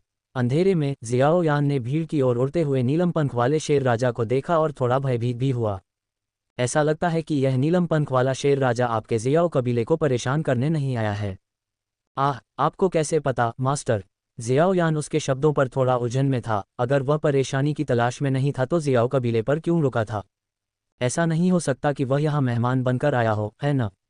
जियाओ यान की उलझन पर याओ लाओ ने हंसते हुए सीधे जवाब नहीं दिया, लेकिन इसे गुप्त रखा। बाद में पता चलेगा। मैदान में जियो झान और कई बुजुर्गों की निगाहों के सामने जूतियान कूद गया और नीलम पंख वाले शेर राजा के सामने आसमान में उड़ गया। लेकिन अगले ही सेकंड में जूतियान ऐसे नीचे उड़ गया जैसे कुछ हुआ ही ना हो। उसने एक शब्द भी नहीं कहा। इससे जियाओ झान और बाकी लोग हैरान रह गए। आखिर सम्मानित अतिथि जूतियान को क्या हो गया? यह उनकी पहले की योजना से अलग था। क्या ऐसा हो सकता है कि सम्मानित अतिथि जूतियान इस नीलम पंख वाले शेर राजा से डर गया था? हालांकि जल्द ही उनके संदेह दूर हो गए। जूतियान के उतरने के बाद नीलम पंख वाले शेर राजा ने भी उसका अनुसरण किया और खुले मैदान में उतरा। परिप्रेक्ष्य में बदलाव के साथ जियाओ झान ने नीलम पंख वाले शेर राजा की पीठ पर कई आकृतियां देखीं। समूह का मुखिया स्पष्ट रूप से अपने जियो परिवार का सर्वोच्च बुजुर्ग जियोमिंग था। वह व्यक्ति जियोमिंग है। जियोयान ने भी शेर की पीठ के ऊपर सफ़ेद कपड़े पहने जियोमिंग को देखा और आश्चर्य में चिल्लाने से खुद को नहीं रोक सका। जियोमिंग के पैरों पर नीलम पंख वाले शेर राजा को देखते हुए और फिर जियोमिंग को देखते हुए जो पहले से ही नीलम पंख वाले शेर राजा की पीठ से कूद चुका था, जियोयान को लगा कि इस समय दुनिया कितनी अवास्तविक थी। उसने अभी अभी छठे दर्जे के जादुई जानवर के आतंक पर आह भरी थी और पलक झपकते ही इस छठे दर्जे के जादुई जानवर को किसी और के पैरों के नीचे सवारी के रूप में इस्तेमाल किया जा रहा था। यह अंतर बहुत बड़ा था। लगता है कि नीलम पंख वाले शेर राजा को जियाओ मिंग ने वश में कर लिया है। रिंग में याओ लाओ लाओ ने एक आवाज़ में कहा। उसने वास्तव में इसे वश में कर लिया? ये कैसे संभव है? यहाँ तक कि छठे दर्जे के किमियागर को भी एक शक्तिशाली डू सम्राट को वश में करना मुश्किल लगेगा, है न? आपको ये जानना होगा कि जियामा साम्राज्य में इस स्तर के केवल 2 या 3 मजबूत लोग हैं। इसके अलावा जियाओ मिंग की ताकत एक डू राजा की है, और एक डू राजा के लिए एक डू सम्राट को वश में करना बहुत ही काल्पनिक है। वह पहले से ही एक डू सम्राट है, याओ लाओ लाओ ने भावुक स्वर में कहा। क्या एक डू सम्राट? जियाओ यान ने पलक झपकाए। हाँ, वह एक डू सम्राट है। इस तरह की प्रतिभा पूरे महाद्वीप में शीर्ष पायदान पर है। मुझे उम्मीद नहीं थी कि उसके जैसा सुनहरा फीनिक्स वास्तव में इस घास के घोंसले से निकल सकता है जो कि जियामा साम्राज्य है। याओ लाओ का स्वर भावना से रहित नहीं था। न केवल वह एक डू सम्राट है, बल्कि उसके बगल में वह बूढ़ा आदमी भी एक डू सम्राट है, और मिस्टी क्लाउड संप्रदाय का वह संप्रदाय नेता भी यहाँ है। साथ ही नीलम पंख वाले शेर राजा, आज आपके जियाओ परिवार में 4 डू सम्राट स्तर के शक्तिशाली लोग हैं। बेशक लिंगयंग के साथ जो अभी भी जियाओ कबीले में था, कुल मिलाकर 5 डू सम्राट थे। ये सुनकर जियाओ यान की पुतलियां सिकुड़ गईं और उसका सिर कुछ हद तक अकड़ गया, क्योंकि उसने जियाओ मिंग के चारों ओर स्कैन किया और वास्तव में हाई बोडोन को देखा, जिसके पास एक असाधारण आभा थी। साथ ही युन युन, जो कुछ हद तक खराब स्थिति में लग रहा था। युन युन को देखकर जियाओ यान ने आश्चर्यचकित होने की जहमत नहीं उठाए और भौहें सिकुड़ते हुए कहा, जियाओ मिंग बिना किसी कारण के युन युन को क्यों ला रहा है? जियाओ यान को नालन यानरान के गुरु युन युन के बारे में अच्छी धारणा नहीं थी, खासकर उस दिन से जब उसने सभी जियाओ परिवार के सदस्यों के सामने शादी को रद्द करने का मामला उठाया था, अलग थलग और शांत व्यवहार किया था। उसके बाद उसने और नालन यानरान ने 3 साल का समझौता किया। ये कहा जा सकता है कि उन्होंने शत्रुतापूर्ण संबंध बनाए रखे। जियो यान स्वाभाविक रूप से इस बात से खुश नहीं था कि युन युन एक बार फिर जियो परिवार में आया। बेशक जियो यान दुखी था, लेकिन जियो परिवार में बोलने की जियो यान की बारी नहीं थी। खासकर जब जियो मिंग ही युन युन को वापस लाया था, तो उसके पिता कबीले के मुखिया कुछ भी कहने की हिम्मत नहीं कर पाए। जैसा कि जियो यान ने सोचा था, जियो जान और अन्य लोगों ने जियो मिंग को देखने के तुरंत बाद युन युन को देखा। एल्डर्स ठीक थे, जबकि जियो जान का चेहरा कुछ पलों के लिए सख्त हो गया था। हालांकि जियो मिंग की वापसी हमेशा जियो परिवार के लिए एक खुशी की घटना थी, और जब वह और एल्डर्स जियो मिंग के पास पहुंचे तो वह केवल मुस्कुराने के लिए मजबूर हो गया। इस समय जियो मिंग है बोडोंग से बात कर रहा था। क्या मिस्टर है बोडोंग कुछ दिनों के लिए मेरे जियो परिवार में नहीं रहेंगे? नहीं, मुझे पहले मिट्टी नीलामी घर जाना चाहिए। मैं उस साथी टेंगशान से संपर्क करूंगा और वादा की गई औषधीय जड़ी बूटियां आपको पहुंचा दूंगा, इसलिए मैं जल्द ही कुछ दिनों में आपसे मिलने आऊंगा। उस मामले में निर्णय आपका है। हे, जल्द ही मिलते हैं। इसके साथ ही है बोडोन के पीछे बर्फ के पंखों की एक जोड़ी फैल गई और वह वहां से चला गया। इस दृश्य ने जियाओ जान और अन्य लोगों को चौंका दिया। सुप्रीम एल्डर, ये व्यक्ति कौन था? जियाओ जान ने उलझन में पूछा। यह आदमी जियामा साम्राज्य के 10 सबसे मजबूत लोगों में से एक है, बर्फ सम्राट है बोडोंग। हम इस यात्रा पर एक साथ आए, इसलिए वह मुझ पर एहसान करता है, और अगर भविष्य में जियाओ परिवार को कोई कठिनाई आती है तो आप उसे मिटीर परिवार के पास ढूंढ सकते हैं। जियाओ मिंग ने सहजता से कहा। वह आदमी बर्फ सम्राट है। जियाओ जान और अन्य लोगों के चेहरों पर आश्चर्य झलक रहा था, क्योंकि अगर वे बहुत छोटे नहीं थे तो वे जियामा साम्राज्य के इस अन्य प्रसिद्ध शक्तिशाली व्यक्ति से अनजान नहीं होंगे। जियामा साम्राज्य की पिछली पीढ़ी के 10 सबसे शक्तिशाली लोगों में से एक, बर्फ सम्राट, एक अकेला और घमंडी व्यक्ति था जो बर्फ डुक्यूई में बेहद अच्छा था और एक बार गुस्से में एक पूरे शहर को जमा कर रख दिया था। जियामा साम्राज्य और चुयू साम्राज्य के बीच आखिरी टूर्नामेंट में उसने अकेले ही एक डू सम्राट और एक डू राजा से बिना हारे मुकाबला किया, जिससे दर्शक चकित रह गए। उस टूर्नामेंट के बाद बर्फ सम्राट धीरे धीरे सभी की नज़रों से ओझल हो गया। अब तक बर्फ सम्राट का नाम केवल जियामा साम्राज्य की पुरानी पीढ़ी की यादों में एक व्यक्ति के रूप में गूंजता था, और अब युवा पीढ़ी के 10 सबसे शक्तिशाली लोगों ने पहले ही उसका पूर्व गौरव और वैभव छीन लिया था। उन्हें इस बार एक शक्तिशाली व्यक्ति से मिलने की उम्मीद नहीं थी जो बहुत समय पहले जियामा साम्राज्य से गायब हो गया था। इसके अलावा इस शक्तिशाली व्यक्ति पर जियाओ मिंग का एहसान था। ये कहा जा सकता है कि यह एक सुखद घटना थी। कुछ हद तक खुश जियाओ जान और अन्य लोगों को देखते हुए जियाओ मिंग ने अपना सिर हिलाया और अपना सिर लंबे जियाओ शान की ओर घुमाया और पूछा, हाल ही में परिवार को कुछ नहीं हुआ है ना? नहीं, जियाओ शान ने एक ईमानदार मुस्कान के साथ कहा। यह अच्छा है, मैं कुछ दिनों के लिए परिवार के साथ रहूंगा, फिर मैं अपने गुरु को देखने के लिए जियानान अकादमी वापस जाऊंगा। मैंने उन्हें लंबे समय से नहीं देखा है। एक या दो छोटी छोटी बातों के बाद जियाओ मिंग ने जियाओ परिवार के वरिष्ठ सदस्यों को अलविदा कहा और जियान और अन्य लोगों के साथ अपने छोटे से आंगन में वापस चला गया। दूसरी ओर जियाओ जान और ग्रैंड एल्डर जियाओ मिंग की पीठ को वहीं से देखते रहे जहां वे खड़े थे, बिना उसका पीछा किए। जब जियाओ मिंग की आकृति गायब हो गई, तभी जियाओ जान ने बाकी बुजुर्गों से कहा, सभी कबीले के सदस्य जो छिपे हुए हैं उन्हें बाहर आने दो और सुप्रीम एल्डर की वापसी की खबर भी फैलाओ, ताकि वुतान शहर के लोगों में दहशत न फैले। ... कुछ दिन बाद जियो मिंग के छोटे से आंगन के एक कमरे में युन पैर मुड़कर बैठी थी। कुछ क्षण बाद युन ने अपनी आंखें खोलीं। ये जियो परिवार को छोड़ने का समय है। कुछ दिनों के उपचार के बाद उसकी ताकत मूल स्तर पर आ गई थी और उसकी चोटें लगभग ठीक हो गई थीं, इसलिए जियो परिवार में रहने का कोई मतलब नहीं था। कमरे से बाहर निकलते हुए युन ने जियो मिंग को 2 लड़कियों को उनकी साधना में निर्देश देते हुए देखा। जियो मिंग के साथ रहने के पिछले कुछ दिनों के दौरान युन कई बार आश्चर्यचकित हुई थी। उनमें से एक जियो मिंग के आसपास की लड़कियों की वजह से था। जियान को छोड़कर, जिसे उसने पहले देखा था, इन जियो यिजियान और किंगलिन, जिन्हें उसने पहले नहीं देखा था, ने उसे बहुत चौंका दिया था, क्योंकि वे दोनों बेहद प्रतिभाशाली थे। वे उसके शिष्य नालन यानरान से कहीं बेहतर थे। इससे उसे आश्चर्य हुआ कि जियामा साम्राज्य में इतनी राक्षसी प्रतिभाएं कैसे प्रकट हुईं। अध्याय 159 हाई बोडोंग दरवाजे पर आता है। युन को देखकर जियाओ मिंग ने लड़कियों को निर्देश देना बंद कर दिया और उन्हें अपने आप अभ्यास जारी रखने के लिए कहा। फिर वह आंगन में चाय की मेज पर गया और उसके बगल में एक पत्थर की कुर्सी पर बैठ गया। ये देखकर युन ने भी अपनी लंबी पतली टांगें हिलाईं और जियाओ मिंग के बगल में बैठ गई। पिछले कुछ दिनों से दोनों ने इस छोटी सी दिनचर्या का पालन किया था। संप्रदाय नेता युन, इन दिनों तुम्हारा रंग बहुत सुधर गया है। चाय की केतली को मेज से उठाकर 2 कप चाय डालने के बाद जियाओ मिंग ने एक कप उठाया और धीमी आवाज में कहने से पहले चाय की चुस्की ली। यह मुख्य रूप से आपकी 6ठी स्तरीय गोली की बदौलत है कि मैं इतनी जल्दी ठीक हो पाए। जैसे ही उसने ये कहा, युन के चेहरे पर कृतज्ञता का भाव दिखाई दिया। नीलम पंख वाले शेर राजा के हमले ने उसके आंतरिक अंगों को बुरी तरह से घायल कर दिया था और उसकी डुक्यू सील हो गई थी। अगर वह जियाओ मिंग से नहीं मिली होती तो शायद वह मैजिक बीस्ट माउंटेन रेंज में मर गई होती। जब भी वह इस बारे में सोचती, जियाओ मिंग के लिए उसकी कृतज्ञता और भी गहरी होती जाती। अब मेरे शरीर पर लगी सील भी भंग हो गई है। युन ने अपने सामने जियाओ मिंग को देखा और कहा, मम्मा। इस पर जियाओ मिंग की प्रतिक्रिया सामान्य थी। आखिरकार युन की ताकत को महसूस करना उसके लिए आसान था। क्या तुम जाओगे? संप्रदाय नेता युन। संप्रदाय नेता के रूप में मैं कई दिनों से संप्रदाय से बाहर हूं, और अगर मैं लंबे समय के बाद वापस नहीं आया तो इससे संप्रदाय में अशांति पैदा हो जाएगी, इसलिए अब लौटने का समय आ गया है। ये शब्द सुनकर जियाओ मिंग थोड़ा भावुक हो गया। संप्रदाय नेता युन संप्रदाय के लिए विशाल मिस्टी क्लाउड संप्रदाय को संभालना वास्तव में कठिन है। यह इतना कठिन नहीं है, मिस्टी क्लाउड संप्रदाय के पास अभी भी मामलों में मदद करने के लिए एल्डर्स हैं, मेरे पास वास्तव में निपटने के लिए इतना कुछ नहीं है। युन युन ने अपने बाल पीछे खींचे और जियाओ मिंग को समझाया।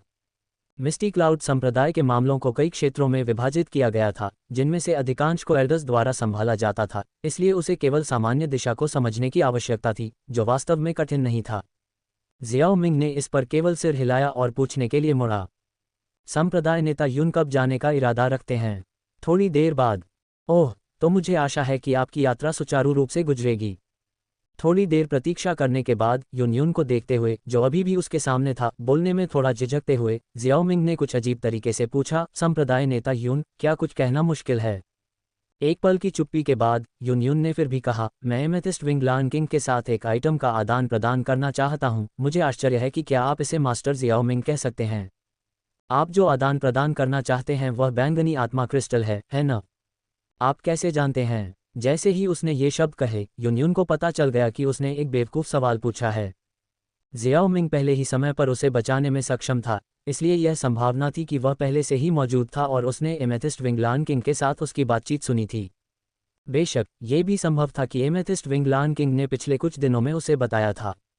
हालांकि अब जब जियाओ मिंग को उसका उद्देश्य पता चल गया था, तो उसने इसे छिपाया नहीं और स्पष्ट रूप से कहा, ये सही है, मुझे पर्पल स्पिरिट क्रिस्टल चाहिए। अगर यह पर्पल स्पिरिट क्रिस्टल नहीं होता तो मैं एमेथिस्ट विंग लान किंग से उस हद तक नहीं लड़ती। ये पर्पल स्पिरिट क्रिस्टल आपको ज़्यादा फायदा नहीं पहुंचाता है न? इस बार इसकी वजह से आप लगभग अपनी जान गंवा बैठे थे। जियाओ मिंग ने युन युन को देखा और कहा, दुर्भाग्य से पर्पल स्पिरिट क्रिस्टल हमारे संप्रदाय के अतिथि एल्डर गुहे के लिए एक गोली को परिष्कृत करने का मुख्य घटक है, जो ताकत बढ़ा सकता है, और यह यानरान के लिए है। मैंने मूल रूप से एमेथिस्ट विंग लान किंग के साथ 3-5वीं रैंक के मैजिक कोर, साथ ही एक हाई जुबान क्यूई विधि का आदान प्रदान करने की योजना बनाई थी। हालांकि आप जादुई जानवरों का हम इंसानों के प्रति रवैया जानते हैं और इसीलिए हम इस तरह से खत्म हो गए। युन युन ने कुछ भी नहीं छिपाया और साफ साफ कह दिया। हे, तो यही हुआ। जियाओ मिंग ने हंसते हुए कहा, हालांकि वर्तमान में नीलम पंख वाले शेर राजा के पास अब बैंगनी आत्मा क्रिस्टल नहीं है, क्योंकि यह मेरे पास है। नीलम पंख वाले शेर राजा की गुफा पर उसने छापा मारा और उसके सभी बैंगनी आत्मा क्रिस्टल स्वाभाविक रूप से उसके हाथों में आ गए। ये सुनकर युन युन ने प्रसन्नतापूर्वक अपना चेहरा दिखाया और फिर कहा, तो मुझे आश्चर्य है कि क्या आप इसे मेरे साथ बदल सकते हैं, गुरु। ये शब्द कहते हुए युन युन के शांत व्यक्तित्व के बावजूद वह थोड़ा शर्माए बिना नहीं रह सकी। आखिरकार इस बैंगनी आत्मा क्रिस्टल से बनी गोली ताकत बढ़ा सकती है, और बढ़ी हुई ताकत का उद्देश्य उसका शिष्य नालन यानरान था, जिसका जियो परिवार के तीसरे युवा गुरु के साथ 3 साल का अनुबंध था। अगर जियो मिंग उसे बदले में ये देता तो ऐसा लगता कि वह दूसरे पक्ष की मदद कर रहा था। हालांकि युन युन जानती थी कि जियो मिंग इस आदान प्रदान के लिए सहमत नहीं हो सकता है, लेकिन वह फिर भी इसे आजमाना चाहती थी। आखिरकार उसने इस बैंगनी आत्मा क्रिस्टल के लिए बहुत समय और प्रयास खर्च किया था, और यहाँ तक कि उसकी जान भी दांव पर लगी थी। ठीक है, क्या? युन युन ने उसे समझ से परे देखा। मैंने कहा कि मैं इसे बदल सकती हूँ, लेकिन मुझे आश्चर्य है कि संप्रदाय का नेता बदले में क्या दे सकता है। हैरान युन युन का सामना करते हुए जियाओ मिंग ने हल्की मुस्कान के साथ कहा, वैसे भी पर्पल स्पिरिट क्रिस्टल उसके किसी काम का नहीं था, इसलिए वह इसे बदल सकता था दूसरे पक्ष की मदद करने के लिए।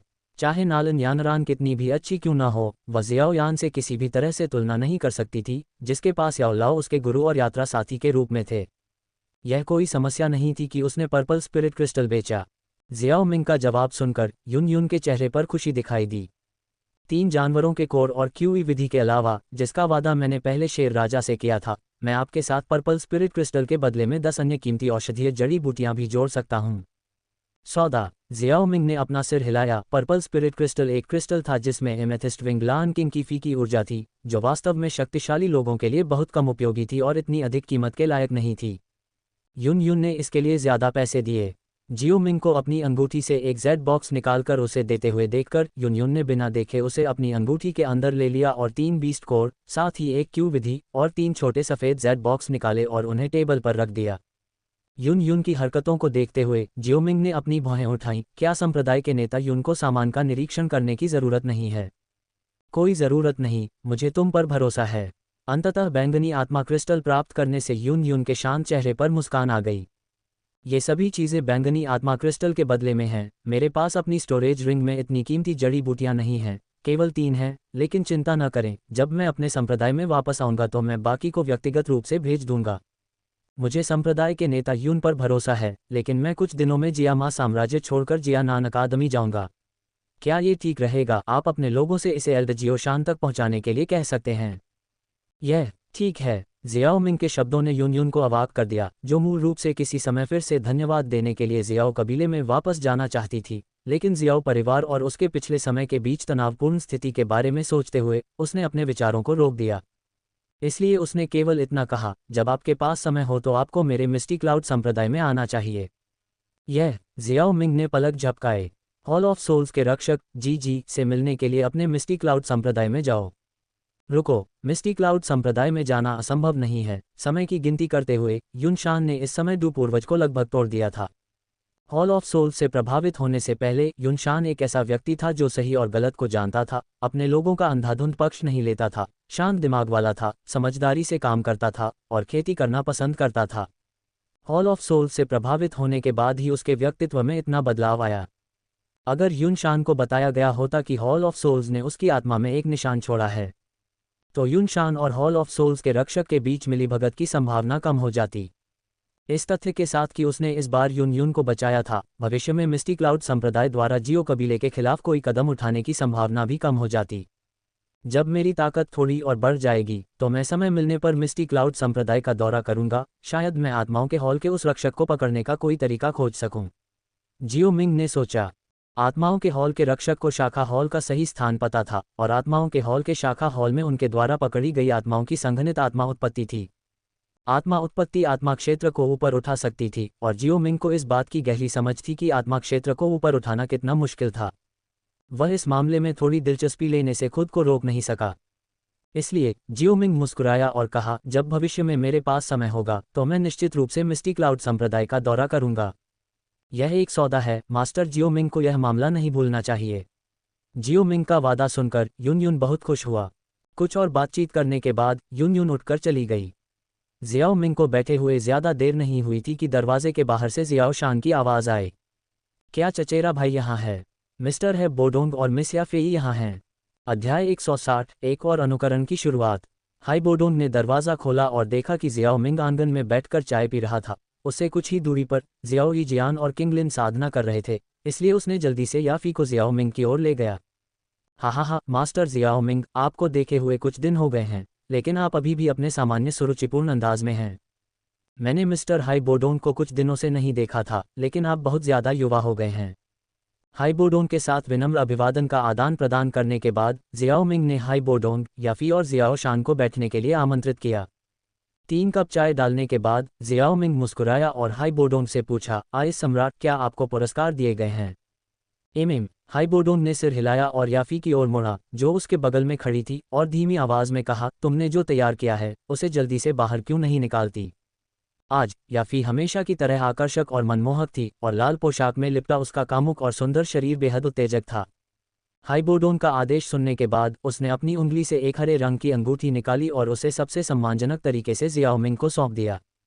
इस अंगूठी में कीमती औषधीय जड़ी बूटियां हैं जिन्हें मितेर परिवार ने ग्रैंड एल्डर के आदेश से विभिन्न शाखाओं से जुटाया है, जिनमें से प्रत्येक की कीमत 2 लाख सोने के सिक्कों से कम नहीं है। इस अंगूठी में कुल मिलाकर 33 हैं।